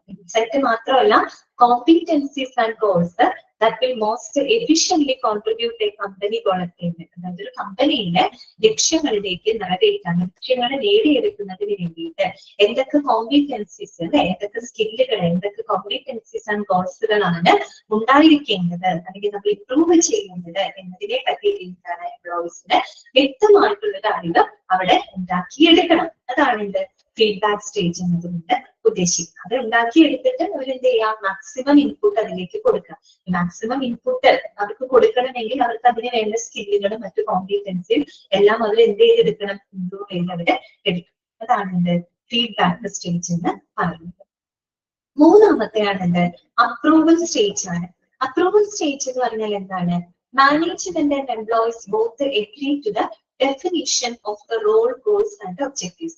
അല്ലെ, മാനേജ്മെന്റ് അതുപോലെ തന്നെ എംപ്ലോയീസും രണ്ടു കൂട്ടരും ഒരുപോലെ എന്താണ് ആ പറയുന്ന ഗോൾസ് ആൻഡ് ഒബ്ജക്റ്റീവ്സും ജോബ് റോളുകളും എല്ലാം കൃത്യമായിട്ട് എഗ്രി ചെയ്യാണ്. അതുമായിട്ട് ബന്ധപ്പെട്ട എല്ലാ ടേംസ് ആൻഡ് കണ്ടീഷൻസുകളും അവർ എന്ത് ചെയ്യാണ്, അംഗീകരിക്കണം, ഒരുപോലെ അംഗീകരിക്കണം. അല്ലെ, കാര്യം നമുക്കറിയാം ഒരു പെർഫോമൻസ് മാനേജ്മെന്റ് പ്രോസസ് എന്ന് പറഞ്ഞാൽ ഇവര് one work together collaboratively towards a common objectives. അല്ലെ, എല്ലാവരും അവിടെ ഒരുപോലെ വർക്ക് ചെയ്തുകൊണ്ടാണ് ആ പൊതുവായ ലക്ഷ്യങ്ങൾ നേടിയെടുക്കുന്നത്. അതുകൊണ്ട് തന്നെ മാനേജ്മെന്റ് ആയിക്കോട്ടെ എംപ്ലോയീസ് ആയിക്കോട്ടെ രണ്ടു കൂട്ടരും ഒരുപോലെ അവർക്ക് നേടിയെടുക്കേണ്ട ഗോൾസ് ആൻഡ് ഒബ്ജക്റ്റീവ്സും ജോബ് റോൾസുകളൊക്കെ അവര് എന്ത് ചെയ്യാണ്, അപ്രൂവ് ചെയ്യാണ്, അല്ലെങ്കിൽ അവരതിനെ അംഗീകരിക്കുകയാണ്. ഓക്കെ, അതാണ് അപ്രൂവൽ സ്റ്റേജ് എന്നതുകൊണ്ട് ഉദ്ദേശിക്കുന്നത്. സിമ്പിൾ ആയിട്ടുള്ള കാര്യങ്ങളാണ് കേട്ടോ, കൺസെപ്റ്റ് മനസ്സിലാക്കി വെക്കാം. ഇത്രയുമാണ് പ്ലാനിങ് സ്റ്റേജിനകത്ത് വരുന്നത്. ഇനി നോക്കിയേ, by making this first step of the performance management process collaborative, management sets the stage for the process as a whole to be collaborative, and the employee feels that they are involved in goal setting, an important thing as evidenced by the Gallup study. ശരിക്കും പറഞ്ഞു കഴിഞ്ഞാൽ നമ്മൾ പറഞ്ഞു planning stage ആണ് ഒരു first starting stage എന്ന് പറഞ്ഞാൽ planning step ആണ്, പ്ലാനിങ് സ്റ്റേജ് ആണ്. അപ്പൊ ആ ഒരു സ്റ്റേജ്, ആ ഒരു പ്രോസസ്സ് വളരെ കൊളാബറേറ്റീവ് ആയിട്ടുള്ള രീതിയിൽ ശരിയാണെങ്കിൽ മാനേജ്മെന്റിന് എന്ത് ചെയ്യാൻ പറ്റും, എല്ലാം നല്ല രീതിയിൽ അത് പെർഫോമൻസ് മുന്നോട്ട് കൊണ്ടുപോകാനായിട്ട് സാധിക്കും. അത് മാത്രമല്ല എംപ്ലോയീസിനാണെങ്കിലും അവർക്ക് എന്താണ് feeling of they are more involved in their performance, അല്ലെ, they are more engaged in their performance. അവരുടെ പെർഫോമൻസിൽ അവർ കുറേയും കൂടെ എൻഗേജ്ഡ് ആണ് അല്ലെങ്കിൽ കുറേയും കൂടെ ഇൻവോൾവ്ഡ് ആണ് എന്നുള്ളൊരു ഫീലിംഗ് അവർക്ക് ലഭിക്കുകയും അവരുടെ അതുവഴിയായിട്ട് അവർക്ക് കമ്പനിയിലെ ആ ഒരു പ്രൊഡക്ടിവിറ്റി കുറേ കൂടെ എന്ത് ചെയ്യാൻ പറ്റും, എൻഹാൻസ് ചെയ്യാനായിട്ട് സാധിക്കും. ഓക്കെ, ക്ലിയർ ആയോ, കാര്യങ്ങൾ മനസ്സിലായോ? അപ്പൊ ഒന്നാമത്തെ പ്ലാനിങ് സ്റ്റേജ് ആണ്, അത് ഫസ്റ്റ് സ്റ്റെപ്പ് ആണെന്ന് ഓർക്കുക. അതിനകത്ത് തന്നെ 3 സബ് സ്റ്റേജുകൾ വരുന്നുണ്ട്. ഒന്ന് ഡിഫൈനിങ് സ്റ്റേജ് ആണ്, 2 ഫീഡ്ബാക്ക് സ്റ്റേജ് ആണ്, 3 അപ്രൂവൽ സ്റ്റേജ് ആണ്. ഓക്കെ, ഡിഫൈനിങ് സ്റ്റേജ് എന്ന് പറയുമ്പോൾ നമുക്ക് നേടിയെടുക്കേണ്ട ഗോൾസ് ആൻഡ് ഒബ്ജക്റ്റീവ്സ് നമ്മൾ കൃത്യമായിട്ട് അവിടെ ഐഡന്റിഫൈ ചെയ്ത് വെക്കുന്നു. അതാണ് ഡിഫൈനിങ് സ്റ്റേജ്. ഫീഡ്ബാക്ക് സ്റ്റേജ് എന്ന് പറയുമ്പോൾ ഡിഫൈൻ ചെയ്ത് വെച്ചാൽ പിന്നെ എന്ത് ചെയ്യാം, എംപ്ലോയീസിന് അവരുടെ മാക്സിമം ഇൻപുട്ട് കൊടുക്കാനുള്ള ഒരു അവസരമാണ് അടുത്ത സ്റ്റേജ്, അതാണ് ഫീഡ്ബാക്ക് സ്റ്റേജ്. അപ്പൊ അതിനായിട്ട് മാക്സിമം ഇൻപുട്ട് അവർക്ക് കൊടുക്കണമെങ്കിൽ എന്ത് ചെയ്യണം, മാക്സിമം ഇൻപുട്ട് അവർക്ക് കൊടുക്കണമെങ്കിൽ അവർ നല്ല രീതിയിൽ തന്നെ ആ ഒരു ജോബ് റോൾ എങ്ങനെ ചെയ്യണം, അതിനാവശ്യമായിട്ടുള്ള സ്കില്ലുകൾ എന്തൊക്കെയാണെന്നുള്ളത് കൃത്യമായിട്ട് അവര് മനസ്സിലാക്കിയിരിക്കണം. ഓക്കെ, അതുപോലെ തന്നെ മൂന്നാമത്തെ സ്റ്റേജ് ആണ് അപ്രൂവൽ സ്റ്റേജ്. അപ്രൂവൽ സ്റ്റേജ് എന്ന് പറയുമ്പോൾ അവിടെ മാനേജ്മെന്റും എംപ്ലോയീസും ഒരുപോലെ അവരുടെ ലക്ഷ്യങ്ങളെ കൃത്യമായിട്ട് അവർ എഗ്രി ചെയ്യാണ്, അവർ അപ്രൂവൽ കൊടുക്കുകയാണ്, അല്ലെ, അതിന് വേണ്ടി പ്രയത്നിക്കാം അല്ലെങ്കിൽ അത് അപ്രൂവ് ചെയ്യുന്നത്. അപ്പൊ ഇത് വളരെ കൊളാബറേറ്റീവ് ആയ രീതിയിൽ ഈ ഒരു പ്രവർത്തനം ചെയ്യാം കേട്ടോ. അവിടെ ഉദ്ദേശിക്കുന്നത് employee feel that they are involved in goal setting and important as evidenced by the Gallup study എന്ന് വെച്ച് കഴിഞ്ഞാൽ ഇവിടെ ഉദ്ദേശിക്കുന്നത് അവരുടെ ലക്ഷ്യങ്ങൾ നേടിയെടുക്കാൻ വേണ്ടിയിട്ട് എന്ത് ചെയ്യാം, അവർക്ക് കുറെ കൂടി ഇൻവോൾവ് ചെയ്യാനായിട്ട് അവർക്ക് സാധിക്കും കേട്ടോ. അതായത് എംപ്ലോയീസിന് അവരുടെ പെർഫോമൻസ് കൂട്ടാനായിട്ട് കുറെ കൂടെ അവർക്ക് ഇൻവോൾവ് ചെയ്യാനായിട്ട് സാധിക്കുമെന്നാണ് ഇവിടെ പറയുന്നത്. Okay, clear? ഇതാണ് പ്ലാനിങ് സ്റ്റേജ് എന്നതുകൊണ്ട് ഉദ്ദേശിക്കുന്നത് കേട്ടോ. രണ്ടാമത്തെ സ്റ്റേജ് എന്ന് പറയുന്നത് കോച്ചിങ് ആണ് കേട്ടോ. രണ്ടാമത്തെ സ്റ്റേജ് എന്താണ്, കോച്ചിങ് ആണ്. അപ്പൊ കോച്ചിങ്ങിന് നമ്മൾ പറഞ്ഞ കാര്യം എന്താണ്, പ്രൊവൈഡിങ് ഗൈഡൻസ് ആൻഡ് സപ്പോർട്ട്, അല്ലെ, നമ്മൾ എന്ത് കൊടുക്കുകയാണ്, എംപ്ലോയീസിന് നല്ല രീതിയിൽ പെർഫോം ചെയ്യുന്നതിന് ആവശ്യമായിട്ടുള്ള ഗൈഡൻസ് ആൻഡ് സപ്പോർട്ട് നമ്മൾ എന്ത് ചെയ്യാണ്, അവർക്ക് നമ്മൾ കൊടുക്കുക. ഓക്കെ, അപ്പൊ അങ്ങനെ കൊടുക്കുമ്പോൾ എങ്ങനെ അവർക്ക് കറക്റ്റ് ഫീഡ്ബാക്ക് അവർക്ക് കൊടുക്കണം, അവർക്ക് ഡെവലപ്പ് ചെയ്യാനുള്ള അവസരങ്ങൾ അവർക്ക് ഒരുക്കി കൊടുക്കണം, അല്ലെ, ഇതൊക്കെയാണ് ആ ഒരു സ്റ്റെപ്പിൽ നമ്മൾ ചെയ്യുന്നത്. ഓക്കെ, അപ്പൊ നമുക്ക് നോക്കാം. കോച്ചിങ്ങിൽ തന്നെ 4 സബ് ഡിവിഷൻസ് ആണ് വരുന്നത്. ഒന്നാമത്തെ എന്താണ്? Organise meetings on a timely regular basis എന്ന് പറഞ്ഞ റെഗുലർ മീറ്റിംഗുകൾ കണ്ടക്ട് ചെയ്യുക. അതാണ് ഒന്നാമത്തെ കാര്യം. രണ്ടാമത്തെ എന്താണ്? Provide necessary training, coaching and solutions. അതാണ് പ്രൊവൈഡ് നെസസറി ട്രെയിനിങ്, അതുപോലെ തന്നെ കോച്ചിങ് ആൻഡ് സൊല്യൂഷൻസ്. അതായത് ഒരു സൊല്യൂഷൻ ഫോക്കസ്ഡ് ആയിട്ടുള്ള ഒരു അപ്രോച്ച് ആണ് അവിടെ എന്ത് ചെയ്യുന്നത്, ഇംപ്ലിമെന്റ് ചെയ്യേണ്ടത് കേട്ടോ. അതായത് സൊല്യൂഷൻ, നമുക്കൊരു കൃത്യമായിട്ടുള്ള ഒരു ഔട്ട്കം കിട്ടുന്ന രീതിയിലുള്ള ഒരു എന്താ പറയാ, അങ്ങനെയുള്ള ഒരു സൊല്യൂഷൻ ആണ് അവിടെ നമ്മൾ ഫോക്കസ് ചെയ്യുന്നത്. അതായത് സൊല്യൂഷൻ ഫോക്കസ്ഡ് ആയിട്ടുള്ള ഒരു അപ്രോച്ച് ആണ് അവിടെ കൊടുക്കേണ്ടത്. മൂന്നാമത്തേത് എന്താണ്? Solicit feedback on both sides. Solicit feedback on both sides എന്ന് പറയുന്നത് 2 വിഭാഗത്തിൽ നിന്നുള്ള ഫീഡ്ബാക്കുകൾ അവിടെ ആവശ്യമാണ്. അത് എന്താണെന്ന് ആ സമയത്ത് പറയാം കേട്ടോ, ഡീറ്റെയിൽഡ് ആയിട്ട് പറയാം. നാലാമത് റീവിസിറ്റ് ഒബ്ജക്റ്റീവ്സ് ആസ് നെസസറി. അതുപോലെ തന്നെ ഒബ്ജക്റ്റീവ്സുകൾ വീണ്ടും വീണ്ടും എന്ത് ചെയ്യാം, റീവിസിറ്റ് ചെയ്യാം. ദാറ്റ് മീൻസ് റിവ്യൂ ചെയ്തുകൊണ്ടേയിരിക്കാം. നമ്മുടെ ലക്ഷ്യങ്ങളിൽ നിന്ന് നമ്മൾ മാറിപ്പോകുന്നുണ്ടോ, അതായത് നമ്മൾ സെറ്റ് ചെയ്ത് വെച്ച ലക്ഷ്യങ്ങളിലേക്ക് തന്നെയാണോ നമ്മളുടെ ട്രാക്ക് എന്നുള്ളത് കറക്റ്റ് ആയിട്ട് എന്ത് ചെയ്തു പോവാം, റീവിസിറ്റ് ചെയ്തുകൊണ്ടിരിക്കാം. അല്ലെങ്കിൽ നമ്മുടെ ഒബ്ജക്റ്റീവ്സ്, ലക്ഷ്യങ്ങൾ നമ്മൾ എപ്പോഴും എന്ത് ചെയ്തുകൊണ്ടിരിക്കാം, റീവിസിറ്റ് ചെയ്തുകൊണ്ടിരിക്കാം. ഓക്കെ, അതാണ് അത്രയും 4 കാര്യങ്ങളാണ് കോച്ചിങ്ങിന്റെ അകത്ത് തന്നെ പറയുന്നത്. ഓക്കെ, പിന്നെ ഓരോന്ന് എന്താണെന്നുള്ളത് നമുക്ക് നോക്കാം. ഫസ്റ്റ് വൺ നോക്കാം. Organise meetings on a timely regular basis. That means regular മീറ്റിംഗ്സുകൾ കണ്ടക്ട് ചെയ്യാനാണ് അവിടെ ഉദ്ദേശിക്കുന്നത് കേട്ടോ. When the parameters of the job and the objectives for the future have been set, the next step എന്നാണ് കേട്ടോ, stop എന്നല്ല, next step of the performance management process is initiated. അല്ലെ, നമുക്കറിയാം പ്ലാനിങ് സ്റ്റേജിൽ നമ്മൾ എല്ലാ ഗോൾസ് ആൻഡ് ഒബ്ജക്റ്റീവ്സ് ഒക്കെ set ചെയ്ത് കഴിഞ്ഞിരിക്കുന്നു. ഇനി എന്താണ് കോച്ചിങ് സ്റ്റേജ് എന്ന് പറയുന്നത്? നമുക്ക് അവിടെ തൊട്ട് നമുക്ക് പെർഫോമൻസ് മാനേജ്മെന്റ് പ്രോസസ് അവിടെ ആരംഭിക്കുകയാണ്, അല്ലെ, ഇനീഷ്യേറ്റ് ചെയ്യാണ്. അല്ലെ, അപ്പൊ നോക്കാം. The process of coaching is extremely important and must be carried out on A regular basis. അപ്പൊ ഈ ഒരു പ്രോസസ് ഓഫ് കോച്ചിങ് എന്ന് പറയുന്ന ആ ഒരു പ്രോസസ്സ് അവിടെ വളരെയധികം ഇമ്പോർട്ടന്റ് ആയിട്ടുള്ള ഒരു സ്റ്റെപ്പാണ്. കോച്ചിങ് കൊടുക്കുക എന്ന് പറയുമ്പോൾ നിങ്ങൾ ഇവിടെ ഉദ്ദേശിക്കുന്ന റെഗുലർ മീറ്റിങ്ങുകൾ കണ്ടക്ട് ചെയ്യുക കേട്ടോ. അതായത് നമുക്കറിയാം ഈ ഓർഗനൈസേഷനും എംപ്ലോയീസും തമ്മിൽ എന്ത് വേണം, ഒരു റെഗുലർ മീറ്റിങ്ങുകൾ അവർ കണ്ടക്ട് ചെയ്യണം. കാര്യം ഓർഗനൈസേഷന്റെ കാര്യങ്ങൾ എംപ്ലോയീസ് ആയിട്ടും എംപ്ലോയീസിന്റെ കാര്യങ്ങൾ ഈ പറയുന്ന ഓർഗനൈസേഷനുമായിട്ട് പരസ്പരം എന്ത് ചെയ്ത് പോകണം, കമ്മ്യൂണിക്കേറ്റ് ചെയ്ത് പോകണം. അപ്പൊ അതാണ് ഇവിടെ ഉദ്ദേശിക്കുന്ന കോച്ചിങ്, അതാണ് കേട്ടോ. അതായത് റെഗുലർ ആയിട്ടുള്ള മീറ്റിങ്ങുകൾ അവർ എന്ത് ചെയ്തിരിക്കണം, കണ്ടക്ട് ചെയ്തിരിക്കണം. അതാണ് അവിടെ പറയുന്നത്. And must be carried out on, എന്ന് വെച്ചാൽ അവർക്ക് പരിശീലനങ്ങൾ കൊടുക്കുകയാണ്. റെഗുലർ മീറ്റിങ്ങുകളിലൂടെ അവർക്ക് വേണ്ട മാർഗനിർദ്ദേശങ്ങളും അവർക്ക് വേണ്ട ഗൈഡൻസ് സപ്പോർട്ടൊക്കെ കൊടുക്കുകയാണ്. അത് റെഗുലർ ബേസിസിൽ തന്നെ നടത്തണം എന്നാണ് പറയുന്നത്. അപ്പൊ meetings should be at least quarterly, ആൾദോ monthly meetings are the most suitable. Meetings ഒന്നുകിൽ റെഗുലർ മീറ്റിങ്ങുകൾ നടത്താം. റെഗുലർ മീറ്റിംഗ് എന്ന് പറയുന്നത് ഇവര് മന്താണ് കേട്ടോ, എല്ലാ മാസത്തിലും മീറ്റിങ്ങുകൾ നടത്താം. അതുപോലെ തന്നെ അല്ലെങ്കിൽ പിന്നെ meetings should be at least quarterly, 3 മാസം കൂടുമ്പോഴൊക്കെ മീറ്റിങ്ങുകൾ കണ്ടക്ട് ചെയ്യാം. അല്ലെങ്കിൽ ഇവിടെ പറയുന്നത് monthly meetings are the most suitable. എല്ലാ മാസവും മീറ്റിങ്ങുകൾ കണ്ടക്ട് ചെയ്യാന്നുള്ളതാണ് ഏറ്റവും അനുയോജ്യമായിട്ടുള്ള ഒരു കാര്യം. മനസ്സിലായോ? അതായത് ഈ പറയുന്ന കമ്പനിക്കും എംപ്ലോയീസിനും തമ്മിൽ എന്ത് വേണം, ഒരു റപ്പോർട്ട് വേണം, അല്ലെ. അതിന് വേണ്ടിയിട്ടാണ് റെഗുലർ മീറ്റിങ്ങുകൾ കണ്ടക്ട് ചെയ്യുന്നത്. ഈ മീറ്റിങ്ങിലൂടെ അവർക്ക് ആവശ്യമായിട്ടുള്ള ഗൈഡൻസും സപ്പോർട്ടുകളൊക്കെ അവിടെ കൊടുക്കുന്നുണ്ട്. ഓക്കെ, ഇപ്പൊ റെഗുലർ മീറ്റിംഗ് എന്ന് വെച്ചാൽ മന്ത്ലി മീറ്റിങ്ങുകൾ നടത്തുന്നതാണ് കൂടുതൽ എന്തായിട്ടുള്ളത്, സ്യൂട്ടബിൾ ആയിട്ടുള്ളത്. Okay, clear. അടുത്തത് കേട്ടോ, രണ്ടാമത്തെ എന്താണ്? Provide necessary training, coaching and solutions. ഇനി നമ്മൾ അങ്ങനെ കോച്ചിങ് റെഗുലർ മീറ്റിംഗ്സുകൾ നമ്മൾ കണ്ടക്ട് ചെയ്യണോ എന്ന് പറഞ്ഞു, അല്ലെ.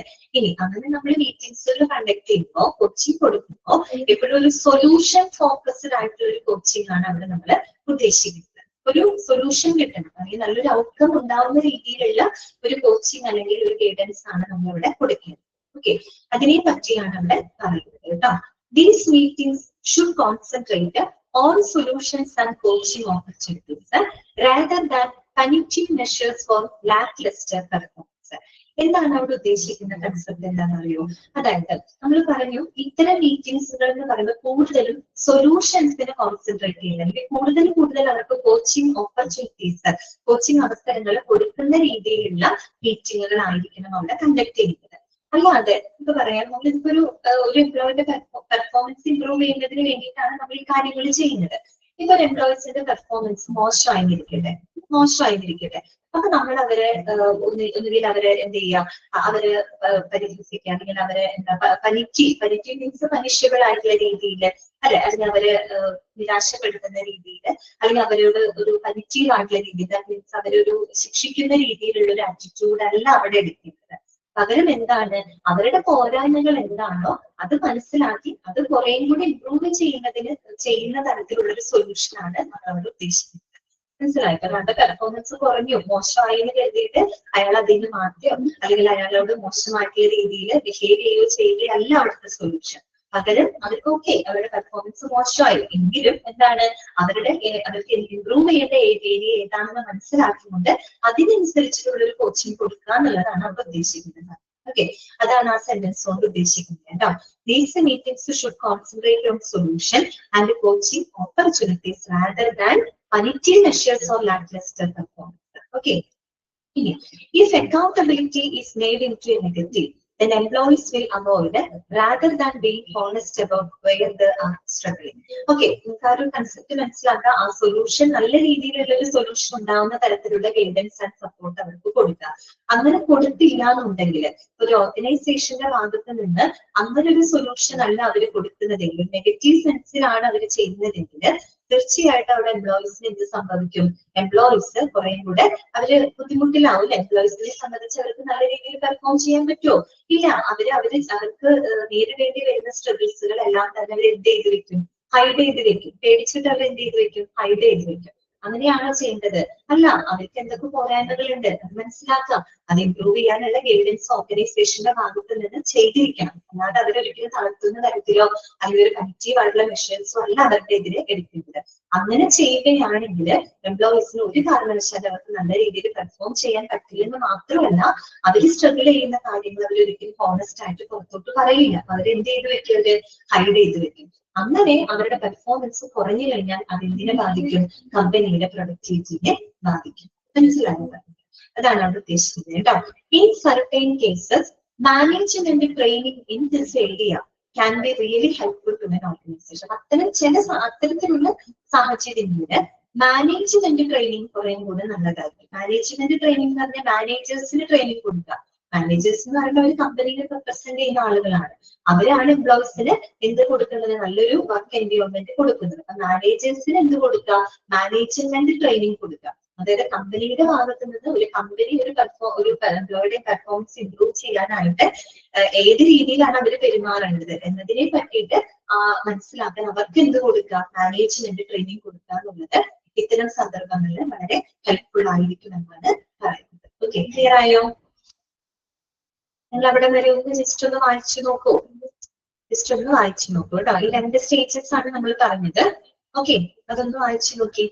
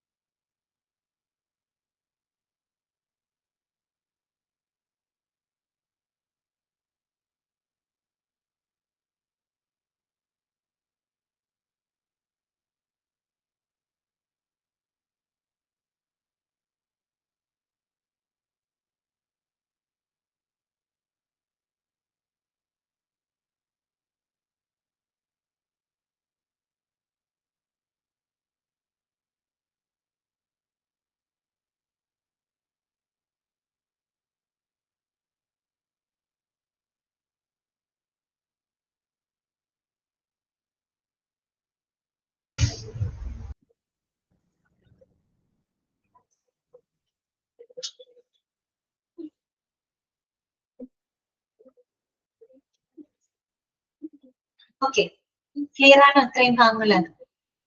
മനസ്സിലായോ? അടുത്തതാണ് മൂന്നാമത്തെ സ്റ്റെപ്പ് കേട്ടോ. മൂന്നാമത് കോച്ചിങ്ങിന് വരുന്ന മൂന്നാമത്തെ സബ് സ്റ്റേജ് ആണ് solicit feedback on both sides കേട്ടോ. സോളിസിറ്റ് ഫീഡ്ബാക്ക് എന്ന് പറഞ്ഞാൽ എന്താണ്? 2-way ഫീഡ്ബാക്ക് ആണ്. എന്ന് പറഞ്ഞാല് കമ്പനിയിൽ നിന്നും എംപ്ലോയീസിനും ഫീഡ്ബാക്ക് കിട്ടണം, എംപ്ലോയീസിൽ നിന്ന് കമ്പനിക്കും ഫീഡ്ബാക്ക് കിട്ടണം. അതാണ് ടു വേ ഫീഡ്ബാക്ക് ആണ് കേട്ടോ. അങ്ങനെയല്ലേ വേണ്ടത്? അവർ തമ്മിലുള്ള ഒരു കമ്മ്യൂണിക്കേഷൻ ബേസ്ഡ് പ്രോസസ് ആണ്. സോ കമ്പനിയുടെ ഭാഗത്ത് നിന്ന് എംപ്ലോയീസിന്റെ പെർഫോമൻസിനെ പറ്റിയിട്ട് കമ്പനിയുടെ ഭാഗത്ത് നിന്ന് ഫീഡ്ബാക്കുകൾ എംപ്ലോയീസിന് കിട്ടണം. എംപ്ലോയീസിന്റെ ഭാഗത്ത് നിന്ന് കമ്പനിക്കും എന്ത് കിട്ടണം? ഫീഡ്ബാക്ക് കിട്ടണം. അത് രണ്ടും എന്താണ്? മ്യൂച്വൽ ആയിട്ടുള്ള ഒരു ടു വേ കമ്മ്യൂണിക്കേഷൻ ആണ് അല്ലെ? ഒരു ടു വേ ഫീഡ്ബാക്ക് ആണ് അവിടെ ഉണ്ടായിരിക്കേണ്ടത്. അതാണ് അവിടെ ഉദ്ദേശിക്കുന്നത് കേട്ടോ. Solicit feedback on both sides. Both sides means കമ്പനിയുടെ ഭാഗത്ത് നിന്നും എംപ്ലോയീസിന്റെ ഭാഗത്ത് നിന്നും. കാര്യം നമുക്കറിയാലോ, രണ്ടു കൂട്ടരും ഒരുമിച്ചാണ് വർക്ക് ചെയ്യുന്നത്. ഓക്കെ, അപ്പൊ നോക്കാം. Management should be capable of both giving and receiving honest feedback and work with employees rather than adopting a combative stance. The ability to give the action and feedback is crucial here. അപ്പൊ നമ്മുടെ കാര്യം coaching കൊടുക്കുന്നു, solution based ആയിട്ടുള്ള അപ്രോച്ചുകളൊക്കെ implement ചെയ്യുന്നു. അതിനേക്കാൾ ഉപരി എന്ത് വേണം? ഫീഡ്ബാക്ക് വളരെ ഇമ്പോർട്ടന്റ് ആണ് അല്ലെ? അതും മാനേജ്മെന്റിനെ സംബന്ധിച്ച് മാനേജ്മെന്റിന് ഈ പറയുന്ന ശരിയായിട്ടുള്ള വളരെ ഓണസ്റ്റ് ആയിട്ടുള്ള ഫീഡ്ബാക്കുകൾ കൊടുക്കാനും ലഭിക്കാനും ഉള്ള റൈറ്റ് ആർക്കുണ്ട്? മാനേജ്മെന്റിനും ഉണ്ട്, അതുപോലെ തന്നെ എംപ്ലോയീസിനും ഉണ്ട്. അവിടെ നമ്മളൊരു എന്താണ്, rather than adopting a competitive stance. Competitive stance എന്ന് പറഞ്ഞാൽ എന്താണ്? നമ്മളൊരു ആർഗ്യുമെന്റ് എന്നുള്ള രീതിയിലല്ല ഫീഡ്ബാക്ക് കൊടുക്കേണ്ടത് അല്ലെ? മനസ്സിലായോ? അതായത് നമ്മളിപ്പോ ഒരു ഫീഡ്ബാക്ക് കൊടുക്കുമ്പോൾ നമ്മുടെ ഭാഗം ജയിക്കാൻ വേണ്ടിയിട്ട് ഒരു വാഗ്വാദം അല്ലെങ്കിൽ ഒരു ആർഗ്യുമെന്റ് എന്നുള്ള രീതിയിലല്ല നമ്മൾ ഒരിക്കലും ഫീഡ്ബാക്ക് കൊടുക്കേണ്ടത്. വളരെ പോസിറ്റീവ് ആയിട്ട് അതേപോലെ എന്നാൽ വളരെ ഹോണസ്റ്റ് ആയിട്ടുള്ള രീതിയിലുള്ള ഒരു ഫീഡ്ബാക്ക് ആണ് അവർ പരസ്പരം കൊടുക്കേണ്ടത്. ഓക്കെ, ഒരു എംപ്ലോയീസിന്റെ പെർഫോമൻസ് എങ്ങനെയാണ്, നല്ലതാണോ ചീത്തയാണോ, ഒരു പെർഫോമൻസ് കുറെ കൂടി ഇംപ്രൂവ് ചെയ്യണമെങ്കിൽ അപ്പൊ അത് മനസ്സിലാതെ വളരെ ഹോണസ്റ്റ് ആയിട്ടുള്ള ഒരു ഫീഡ്ബാക്ക് കമ്പനി എംപ്ലോയീസിന് കൊടുക്കുക. അതുപോലെ കമ്പനി തരുന്ന കാര്യങ്ങളിൽ എംപ്ലോയീസിന് എന്തെങ്കിലും സാറ്റിസ്ഫാക്ഷൻ കുറവുകളോ അങ്ങനെ എന്തെങ്കിലും ഉണ്ടെങ്കിൽ അവർക്കും തിരിച്ച് കമ്പനിയുടെ അടുത്ത് നല്ല രീതിയിൽ ഹോണസ്റ്റ് ആയിട്ട് തന്നെ അവർക്കും ഫീഡ്ബാക്കുകൾ അറിയിക്കും. അപ്പൊ ആ രീതിയിലാണ് പോകുന്നത്. അല്ലാണ്ട് ഒരിക്കലും എന്തല്ല, ഒരു ആർഗ്യുമെന്റ് എന്നുള്ള രീതിയിലല്ല ഒരിക്കലും ഒരു ഫീഡ്ബാക്ക് അവിടെ ചെയ്യേണ്ടത്. ഓക്കെ, അപ്പോ the ability to give the action and feedback is crucial here. അപ്പൊ ശരിക്കും പറഞ്ഞാൽ ഒരു ഫീഡ്ബാക്ക് കൊടുക്കുക എന്ന് പറയുന്നത് ഇവിടെ വളരെ പ്രധാനപ്പെട്ട ഒരു കാര്യമാണ് അല്ലെ? ഫീഡ്ബാക്ക് കിട്ടിയാലാണ് നമുക്ക് അതിനനുസരിച്ച് നമ്മുടെ പെർഫോമൻസ് ഇംപ്രൂവ് ചെയ്യണോ അല്ലെങ്കിൽ നല്ലതാണോ ചീത്തയാണോ എന്നൊക്കെ നമുക്ക് മനസ്സിലാക്കാനായിട്ട് സാധിക്കും. Okay, clear? അത്രയേ ഉള്ളൂ കേട്ടോ. നാലാമത് പറയുന്നത് എന്താണ്? Revisit objectives as necessary. Revisit objectives as necessary, അത് ഇത്രയേ ഉള്ളൂ. അതായത് നമ്മൾ എംപ്ലോയീസിന്റെ പെർഫോമൻസ് ഇവാലുവേറ്റ് ചെയ്യുന്നതിനോടൊപ്പം തന്നെ നമ്മുടെ കമ്പനിയുടെ ഗോൾസ് ആൻഡ് ഒബ്ജക്റ്റീവ്സ് എല്ലാം തന്നെ ഇടയ്ക്ക് നമ്മൾ റീവിസിറ്റ് ചെയ്യാം. റീവിസിറ്റ് എന്ന് വെച്ച് കഴിഞ്ഞാല് ഈ പറയുന്ന എംപ്ലോയീസ് അവിടെ വർക്ക് ചെയ്യുന്നുണ്ട്, അവരുടെ പ്രവർത്തനങ്ങൾ നമ്മുടെ കമ്പനിയുടെ ഗോൾസ് ആൻഡ് ഒബ്ജക്റ്റീവ്സ് ആയിട്ട് ഒത്തുപോകുന്നുണ്ടോ, അലൈൻ ചെയ്തു പോകുന്നുണ്ടോ എന്നുള്ളത് നമ്മൾ എന്ത് ചെയ്തുകൊണ്ടിരിക്കണം? മോണിറ്റർ ചെയ്തുകൊണ്ടിരിക്കണം. അതായത് കമ്പനിയുടെ ലക്ഷ്യങ്ങൾ ഒരു സ്ഥലത്ത്, എംപ്ലോയീസിന്റെ ലക്ഷ്യങ്ങളുമായിട്ട് വേറൊരു സ്ഥലത്ത് ആ രീതിയിലല്ല പോകുന്നത്. രണ്ടും ഒരുമിച്ച് പോകണം അല്ലെ? കമ്പനിയുടെ വിഷൻ ആൻഡ് മിഷനുമായിട്ട് എംപ്ലോയീസിന്റെ ആ ഒരു പെർഫോമൻസ് ഒത്തുപോകുന്നുണ്ടോ എന്നുള്ളത് നമ്മൾ എന്ത് ചെയ്യണം? ഉറപ്പുവരുത്തണം. അതിനായിട്ട് നമ്മൾ എന്ത് ചെയ്യാം? ഈ പറയുന്ന ഒബ്ജക്റ്റീവ്സുകൾ ഇടയ്ക്കിടയ്ക്ക് നമ്മൾ റീവിസിറ്റ് ചെയ്തുകൊണ്ടിരിക്കുക, ട്രാക്ക് ചെയ്തുകൊണ്ടിരിക്കുക. കറക്റ്റ് ട്രാക്കിൽ തന്നെയാണോ പോകുന്നതെന്ന് ചെക്ക് ചെയ്യാൻ വേണ്ടിയിട്ട് കേട്ടോ. അതാണ് അവിടെ പറയുന്ന കാര്യം. നോക്കാം.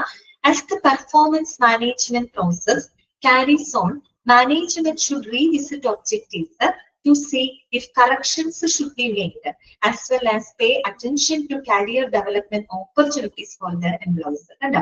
എന്തെങ്കിലും പോരായ്മകളൊക്കെ ഉണ്ടെങ്കിൽ അത് കറക്റ്റ് ചെയ്ത് പോകാനും, അതുപോലെ എംപ്ലോയീസിനാണെങ്കിൽ അവർക്ക് കുറേയും കൂടെ കരിയർ ഡെവലപ്മെന്റിനുള്ള ഓപ്പർച്യൂണിറ്റീസുകളൊക്കെ ലഭിക്കുന്നുണ്ട് എന്ന് ഉറപ്പുവരുത്തുന്നതിന് വേണ്ടിയിട്ട് എന്ത് ചെയ്യണം? ഈ പറയുന്ന ഗോൾസ് ആൻഡ് ഒബ്ജക്റ്റീവ്സുകൾ ഇടയ്ക്ക് റിവ്യൂ ചെയ്യുന്നത് നല്ലതായിരിക്കും.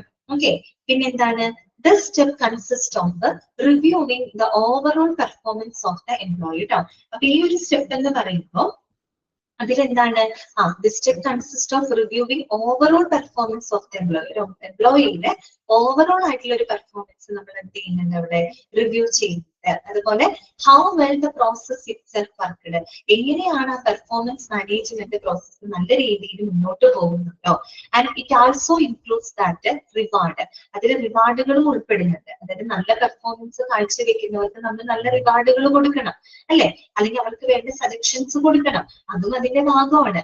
Which is N extremely vital part of the entire process. അത് വളരെ ഇമ്പോർട്ടന്റ് ആയിട്ടുള്ള ഒരു ഭാഗമാണ് കേട്ടോ. അപ്പൊ നിങ്ങൾ ആ ഒരു ഐഡിയ മാത്രം ഉണ്ടാക്കിയെടുക്കാൻ, അല്ലാണ്ട് നമുക്ക് ഇത് ഓരോന്നും മനസ്സിലാക്കാൻ ബുദ്ധിമുട്ടാണ്. സംഭവം ഇത്രയേ ഉള്ളൂ. റീവിസിറ്റ് ഒബ്ജക്റ്റീവ്സ് ആസ് ആവശ്യാനുസരണം ഇത്രയേ ഉള്ളൂ. കമ്പനിയുടെ ഗോൾസ് ആൻഡ് ഒബ്ജക്റ്റീവ്സ് ആയിട്ട് എംപ്ലോയീസിന്റെ പെർഫോമൻസ് അലൈൻ ചെയ്ത് പോകുന്നുണ്ടോ എന്നുള്ളത്, കറക്റ്റ് ട്രാക്കിൽ പോകുന്നുണ്ടോ എന്നുള്ളത് നമ്മൾ എന്ത് ചെയ്യുന്നു, റിവ്യൂ ചെയ്യുന്നു അല്ലെ. ആ ഒരു എംപ്ലോയിയുടെ പെർഫോമൻസ് നമ്മൾ ഓവറോൾ ആയിട്ട് എന്ത് ചെയ്യാണ്, ഇവാലുവേറ്റ് ചെയ്യാണ് കേട്ടോ, റിവ്യൂ ചെയ്യാണ് കേട്ടോ. അതാണ് ആ ഒരു സ്റ്റെപ്പിനകത്ത് നടക്കുന്നത്.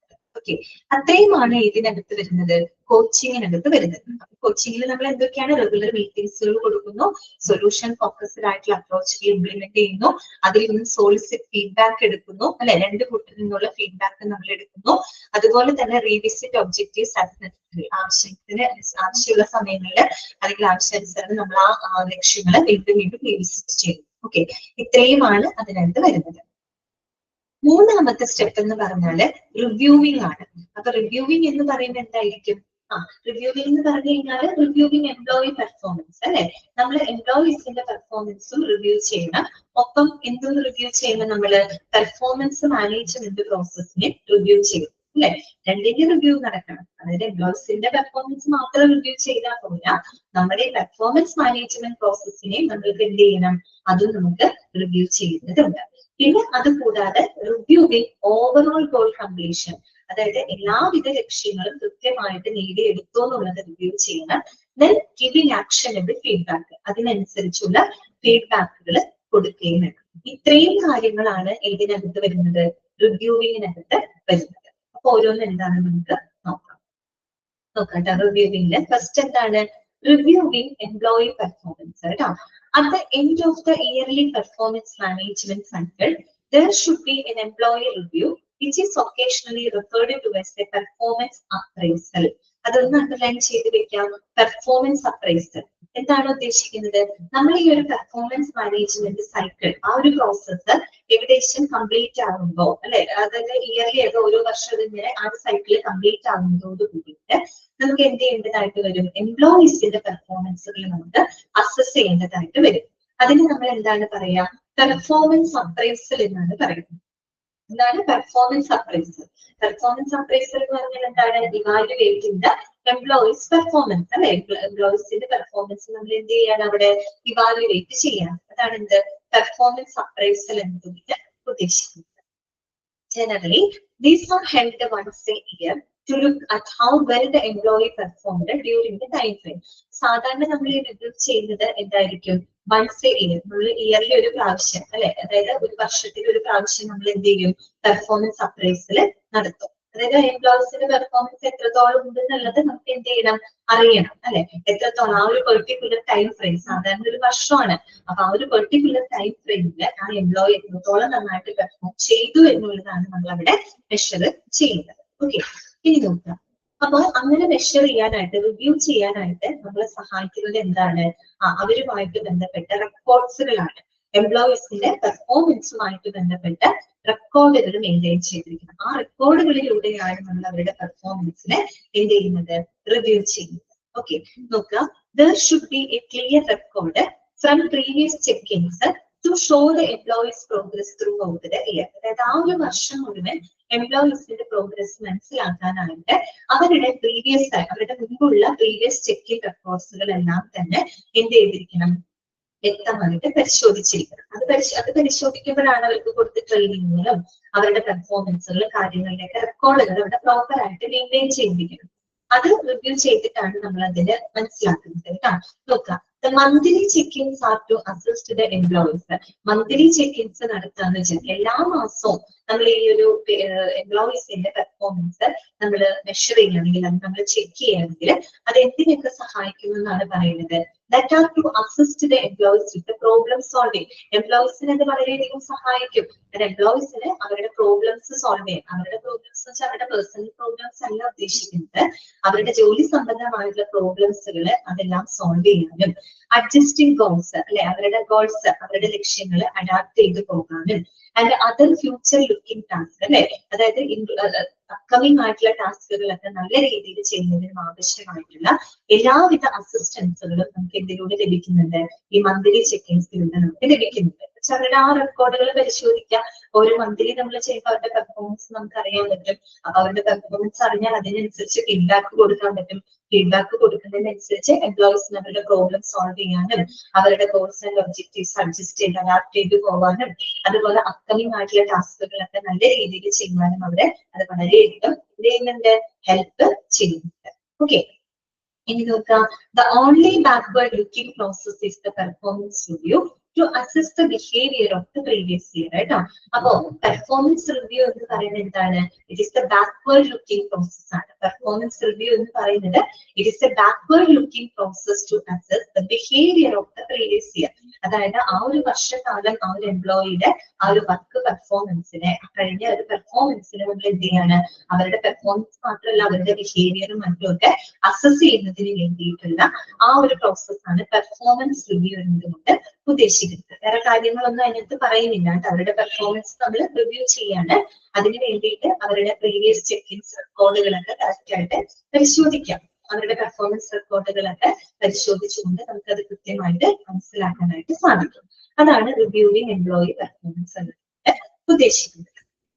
അടുത്തത് എന്താണ്? Reviewing the performance management process. നമ്മൾ ഈ പറയുന്ന പെർഫോമൻസ് മാനേജ്മെന്റ് പ്രോസസ്സിനെ എന്ത് ചെയ്യുക? റിവ്യൂ ചെയ്യുക, അല്ലെ, അതിന് അവലോകനം ചെയ്യുക. എന്താണ് അവിടെ ഉദ്ദേശിക്കുന്നത്? During this stage, to see how well the performance management process worked, it is important for both the management and employees to look over the previous year. അല്ലെ, ഈ ഒരു സ്റ്റേജ് എന്ന് പറഞ്ഞാൽ അവിടെ നമ്മൾ ഈ പഠിച്ച പെർഫോമൻസ് മാനേജ്മെന്റ് പ്രോസസ് എത്രത്തോളം നല്ല രീതിയിലാണ് മുന്നോട്ട് പോകുന്നതെന്നാണ് നമ്മൾ അവിടെ റിവ്യൂ ചെയ്യുന്നത്. അത് വളരെ ഇമ്പോർട്ടന്റ് ആയിട്ടുള്ള ഒരു സ്റ്റെപ്പാണ് കേട്ടോ. അപ്പൊ അതുമായിട്ട് ബന്ധപ്പെട്ട് നമ്മുടെ മുന്നിലുള്ള കുറച്ച് ക്വസ്റ്റ്യൻസുകളാണ് ഇവിടെ കൊടുത്തിരിക്കുന്നത്. നോക്ക്, questions that can be asked ആണ്. എന്തൊക്കെ ക്വസ്റ്റ്യൻസ്? ഒരു പെർഫോമൻസ് മാനേജ്മെന്റ് പ്രോസസ്സിനെ റിവ്യൂ ചെയ്യുന്നതുമായിട്ട് ബന്ധപ്പെട്ട് വരുന്ന ചില ക്വസ്റ്റ്യൻസുകളാണ് അവിടെ കൊടുത്തിരിക്കുന്നത്. അപ്പൊ അതിന്റെ ആൻസറിലൂടെ നമുക്ക് എന്ത് ചെയ്യാൻ പറ്റും? പെർഫോമൻസ് മാനേജ്മെന്റ് പ്രോസസ്സിനെ നമുക്ക് കൃത്യമായിട്ട് റിവ്യൂ ചെയ്യാനായിട്ട് സാധിക്കും. ഓക്കെ, അപ്പൊ ക്വസ്റ്റ്യൻസ് എന്തൊക്കെയാണെന്ന് നോക്കിയേ. What training would help the employee perform better?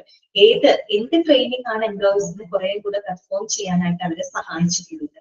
അതുപോലെ how did management feedback help, if not why? അതുപോലെ മാനേജ്മെന്റിന്റെ ഫീഡ്ബാക്ക് എത്രത്തോളം അവരെ സഹായിച്ചിട്ടുണ്ട്? ഇനി ഫീഡ്ബാക്ക് ലഭിച്ചിട്ടില്ലെങ്കിൽ എന്തുകൊണ്ടാണ്? ഓക്കെ, അതുപോലെ personal and organizational objectives met, if not why? അതായത് ഇൻഡിവിജ്വൽ ആയിട്ട്, പേഴ്സണൽ ആയിട്ട്, അതായത് മീൻസ് എംപ്ലോയീസിന്റെ സ്വന്തമായിട്ടുള്ളതും ഓർഗനൈസേഷനിലേതായിട്ടുള്ള ഒബ്ജക്റ്റീവ്സ്, ലക്ഷ്യങ്ങൾ അവർക്ക് നിറവേറ്റാൻ കഴിഞ്ഞോ, അല്ലെങ്കിൽ അവർക്ക് സാറ്റിസ്ഫൈ ചെയ്യാനായിട്ട് സാധിച്ചിട്ടുണ്ടോ? ഇനി കഴിഞ്ഞിട്ടില്ലെങ്കിൽ എന്തുകൊണ്ടാണ്? ഓക്കെ, അതുപോലെ how could the process be made better? എങ്ങനെയാണ് ഈ പെർഫോമൻസ് മാനേജ്മെന്റ് പ്രോസസ് നമുക്ക് എങ്ങനെ, ഏത് രീതിയിൽ നമുക്ക് കുറെ കൂടെ ബെറ്റർ ആക്കാനായിട്ട് പറ്റും? What challenges did the employee face? എംപ്ലോയിക്ക് ഫേസ് ചെയ്യേണ്ടതായിട്ട് വന്നിട്ടില്ല, ജീവനക്കാർക്ക് ഫേസ് ചെയ്യേണ്ടതായിട്ട് വന്നിട്ടില്ല ചാലഞ്ചസുകൾ എന്തൊക്കെയാണ്? Was the time spend on this process effective? ഇതിനു വേണ്ടിയിട്ട് ചെലവഴിച്ച സമയം അത് ഇഫക്റ്റീവ് ആയിട്ട് ഉപയോഗപ്പെടുത്താൻ സാധിച്ചോ, അല്ലെ, വളരെ ഫലപ്രദമായിട്ടുള്ള രീതിയിൽ ഉപയോഗപ്പെടുത്താൻ സാധിച്ചോ? ഇങ്ങനെ ഇതെന്നൊക്കെ പറഞ്ഞ ഇങ്ങനെയുള്ള ചോദ്യങ്ങളിലൂടെ നമുക്ക് എന്ത് ചെയ്യാൻ പറ്റും? ആ പെർഫോമൻസ് മാനേജ്മെന്റ് പ്രോസസ് നല്ലതായിരുന്നു, ചീത്തയായിരുന്നോ, അല്ലെങ്കിൽ എത്രത്തോളം സക്സസ്ഫുൾ ആയിട്ട് മുന്നോട്ട് പോയിട്ടുണ്ട് എന്നുള്ളതിന് ആൻസർ നമുക്ക് ഇതിലൂടെ കിട്ടും. മനസ്സിലായോ? അതാണ് അവിടെ ഉദ്ദേശിക്കുന്നത് കേട്ടോ. ഓക്കെ, ഇതാണ് റിവ്യൂവിന്റെ പെർഫോമൻസ് മാനേജ്മെന്റ് പ്രോസസ്. അടുത്തത് എന്താണ്? Reviewing overall goal completion. Overall ആയിട്ടുള്ള ലക്ഷ്യങ്ങൾ നേടിയെടുക്കാനായിട്ട് സാധിച്ചോ എന്നുള്ളത് നമ്മൾ റിവ്യൂ ചെയ്ത് നോക്കുകയാണ്. Okay, of course one of the key questions to answer is did the employee reach their goals and how efficiently did the employee succeed at the task given to them throughout the year. It is crucial to look both at the smaller and bigger objectives, and this can give a clue to problem areas where training or interventions can be implemented. അതായത് നമ്മൾ already ചില goals and objectives നമ്മൾ set ചെയ്ത് വെച്ചിട്ടുണ്ടായിരുന്നല്ലോ. അപ്പൊ അത്തരം ലക്ഷ്യങ്ങൾ നേടിയെടുക്കാനായിട്ട് സാധിച്ചിട്ടുണ്ടോ എന്നുള്ളത് നമ്മൾ എന്ത് ചെയ്യാണ്? റിവ്യൂ ചെയ്ത് നോക്കുകയാണ് കേട്ടോ. അതാണ് did the employee reach their goals? എംപ്ലോയീസിന് അവരുടെ ലക്ഷ്യങ്ങളിലേക്ക് എത്താൻ സാധിച്ചോ, നേടിയെടുക്കാനായിട്ട് സാധിച്ചിട്ടുണ്ടോ? How efficiently did the employee succeed at the task given to them throughout the year. ഒരു വർഷം മുഴുവൻ എംപ്ലോയീസിന് നമ്മൾ കൊടുത്തിട്ടുള്ള ആ ഒരു ടാസ്കുകൾ അവർക്ക് എഫിഷ്യന്റ് ആയിട്ട് ചെയ്യാനായിട്ട് സാധിച്ചു. ഇങ്ങനെയുള്ള കാര്യങ്ങളാണ് നമ്മൾ അവിടെ പരിശോധിക്കുന്നത് കേട്ടോ. അപ്പോ it is crucial to look both at the smaller and bigger objectives. അപ്പൊ അവിടെ ചെറിയ ലക്ഷ്യങ്ങളായിക്കോട്ടെ വലിയ വലിയ ലക്ഷ്യങ്ങളായിക്കോട്ടെ അത് രണ്ടും നമ്മൾ മനസ്സിലാക്കേണ്ടത്. ചെറിയ ലക്ഷ്യങ്ങളായാലും വലിയ ലക്ഷ്യങ്ങളായാലും നേടിയെടുക്കാൻ സാധിച്ചു എന്നുള്ളത് നമ്മൾ കൃത്യമായിട്ട് നോക്കി മനസ്സിലാക്കണം കേട്ടോ. And this can give a clue to problem areas. അപ്പൊ നമുക്ക് പോരായ്മകളുള്ള പ്രോബ്ലം ഏരിയാസ് ഏതൊക്കെ ഉണ്ടെന്ന് കൃത്യമായിട്ട് നമുക്ക് ഐഡന്റിഫൈ ചെയ്യാൻ പറ്റും. അതുപോലെ തന്നെ where training or interventions can be implemented. പോരായ്മകളുള്ള ഏരിയകളിലാണ് നമുക്ക് എന്ത് കൊടുക്കേണ്ടി വരിക, ട്രെയിനിങ് കൊടുക്കേണ്ടതായിട്ട് വരാം അല്ലെ. അപ്പൊ അത്തരത്തിലുള്ള പ്രോബ്ലം ഏരിയാസുകൾ ഏതൊക്കെയാണെന്ന് നമുക്ക് മനസ്സിലാക്കാനും എവിടെയൊക്കെയാണ് ട്രെയിനിങ്ങും മറ്റ് ഇന്റർവെൻഷൻസും ഇംപ്ലിമെന്റ് ചെയ്യേണ്ടത് നടപ്പിലാക്കേണ്ടത് മനസ്സിലാക്കാനായിട്ട് സാധിക്കും. ക്ലിയർ ആയോ? ഓക്കെ ആണോ?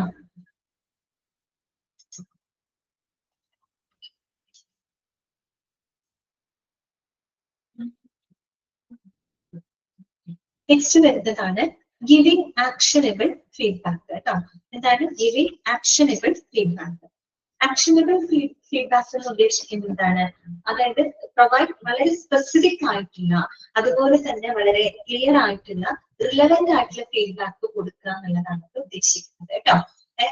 അതുകൊണ്ടാണ് ആക്ഷനബിൾ ഫീഡ്ബാക്ക് എന്ന് പറയുന്നത്. ഓക്കെ, ഗിവിംഗ് ആക്ഷനബിൾ ഫീഡ്ബാക്ക് എന്ന് പറഞ്ഞാൽ എന്താണ്?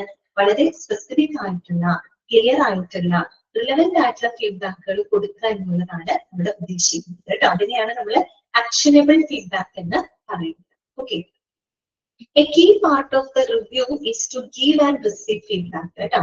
ഏറ്റവും പ്രധാനപ്പെട്ട ഒരു ഭാഗം എന്ന് പറഞ്ഞാൽ ഫീഡ്ബാക്ക് കൊടുക്കുക അതുപോലെ ഫീഡ്ബാക്ക് ലഭിക്കുക എന്നുള്ളത് വളരെ ഇമ്പോർട്ടന്റ് ആയിട്ടുള്ള ഒരു കാര്യമാണ്. നോക്കുക, management should provide actionable feedback for the employee so that they can identify areas for improvement in their future performance. എന്നൊക്കെ പറഞ്ഞല്ലോ. മാനേജ്മെന്റ് എന്ത് കൊടുക്കണം? എംപ്ലോയീസിന് ഫീഡ്ബാക്ക് കൊടുക്കണം. ആക്ഷനബിൾ ഫീഡ്ബാക്ക് എന്ന് പറഞ്ഞാൽ വളരെ സ്പെസിഫിക് ആയിട്ടുള്ള വളരെ ക്ലിയർ ആയിട്ടുള്ള അതുപോലെ വളരെ ക്ലിയർ ആയിട്ടുള്ള റിലവന്റ് ആയിട്ടുള്ള ഫീഡ്ബാക്കുകൾ ആർക്ക് കൊടുക്കണം?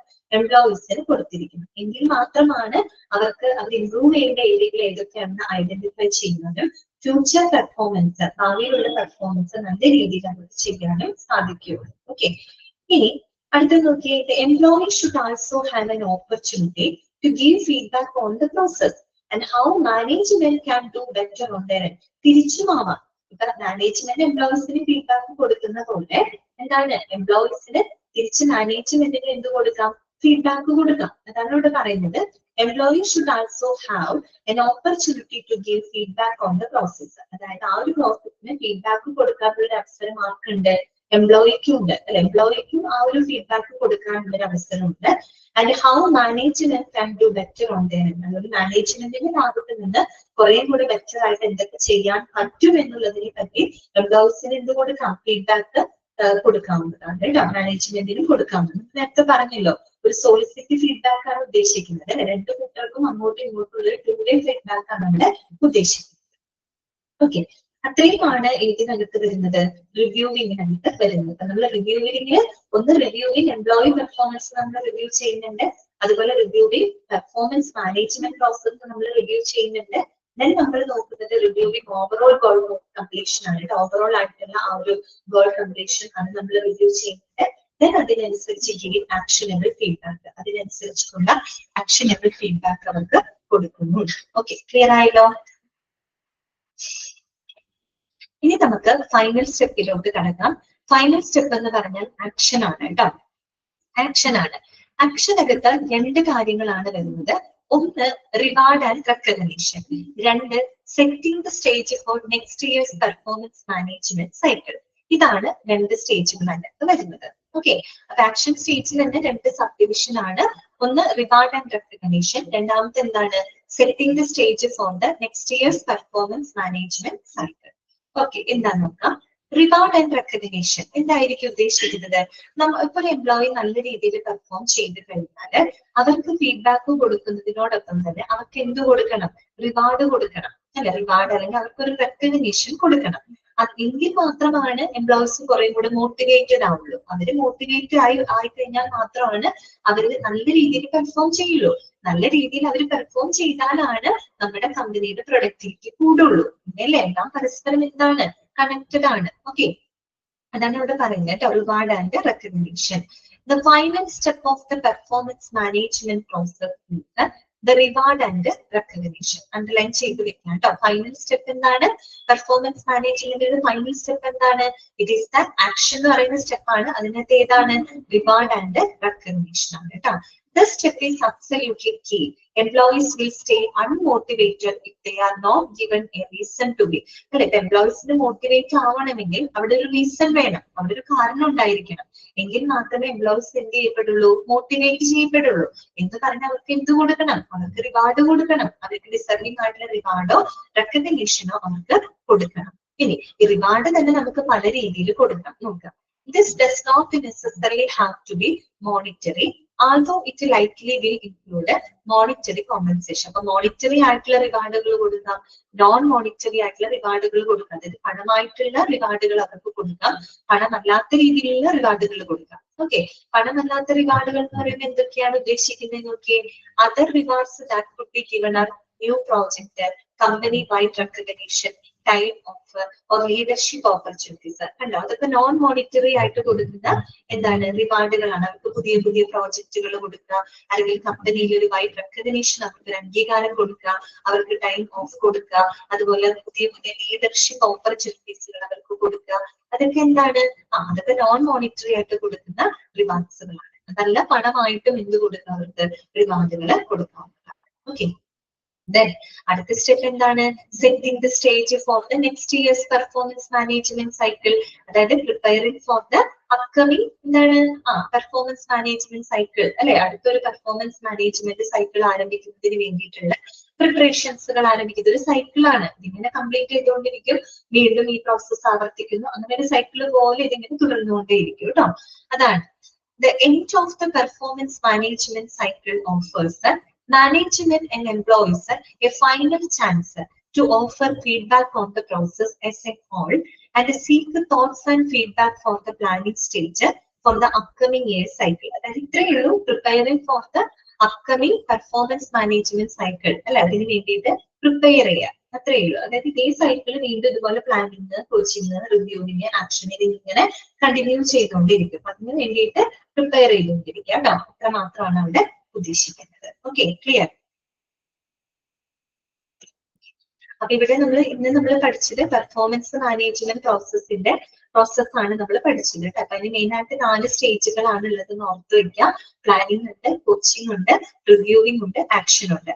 ഓവറോൾ ആയിട്ട് പറയുകയാണെങ്കിൽ പ്ലാനിങ് ഫസ്റ്റ് സ്റ്റേജ് ആണ്. അതിനകത്ത് എന്തൊക്കെ വരുന്നുണ്ട്? ഡിഫൈനിങ് സ്റ്റേജ് ഉണ്ട്, ഫീഡ്ബാക്ക് സ്റ്റേജ് ഉണ്ട്, അപ്രൂവൽ സ്റ്റേജ് ഉണ്ട്. കോച്ചിങ്ങിനകത്തും 4 സബ് ഡിവിഷൻസ് വരുന്നുണ്ട്. റെഗുലർ മീറ്റിംഗ്സുകൾ കണ്ടക്ട് ചെയ്യുക, സൊല്യൂഷൻ ഫോക്കസ്ഡ് ആയിട്ടുള്ള ആക്ഷൻസ് എടുക്കുക, അല്ലെങ്കിൽ അപ്രോച്ച് ഇംപ്ലിമെന്റ് ചെയ്യുക, സോളിസിറ്റ് ഫീഡ്ബാക്ക്, ഒരു 2-way ഫീഡ്ബാക്ക് എടുക്കുക, റീവിസിറ്റ് ഒബ്ജക്റ്റീവ്സ് ആസ് നെസസറി. ഇത്രയും കാര്യങ്ങൾ കോച്ചിങ്ങിനകത്ത് വരുന്നതാണ്. ദെൻ മൂന്നാമത് വരുന്നത് റിവ്യൂവിംഗ് ആണ്. റിവ്യൂവിംഗിൽ നമ്മൾ എന്തൊക്കെ റിവ്യൂ ചെയ്യുന്നുണ്ട്? ഒന്ന്, റിവ്യൂവിംഗ് എംപ്ലോയീസിന്റെ പെർഫോമൻസ് റിവ്യൂ ചെയ്യുന്നുണ്ട്. Reviewing performance management process review ചെയ്യുന്നുണ്ട്. Reviewing overall goal completion review ചെയ്യുന്നുണ്ട്. Then giving actionable feedback. Okay, അതിനനുസരിച്ചുള്ള ഫീഡ്ബാക്കും കൊടുക്കുന്നുണ്ട്. നാലാമത്തത് ആക്ഷൻ ആണ്. അതിൽ നമ്മൾ എന്താ കൊടുക്കുന്നത്? അവർക്ക് പെർഫോമൻസിനനുസരിച്ചുള്ള റിവാർഡ് ആൻഡ് റെക്കഗ്നീഷൻ കൊടുക്കുന്നു. ഒപ്പം എന്താണ്?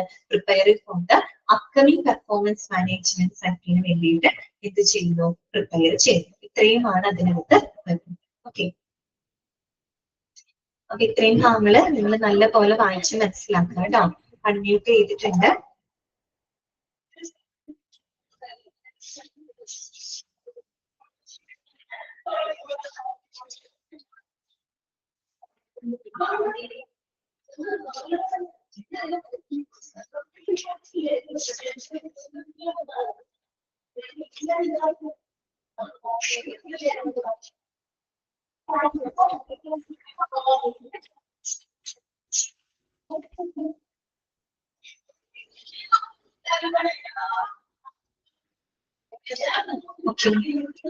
വേറെ ഡൗട്ട്സുകൾ എന്തെങ്കിലും ഉണ്ടെങ്കിൽ ചോദിക്കാം. അതല്ലെങ്കിൽ നമുക്ക് ക്ലാസ് വൈൻഡപ്പ് ചെയ്യാം കേട്ടോ.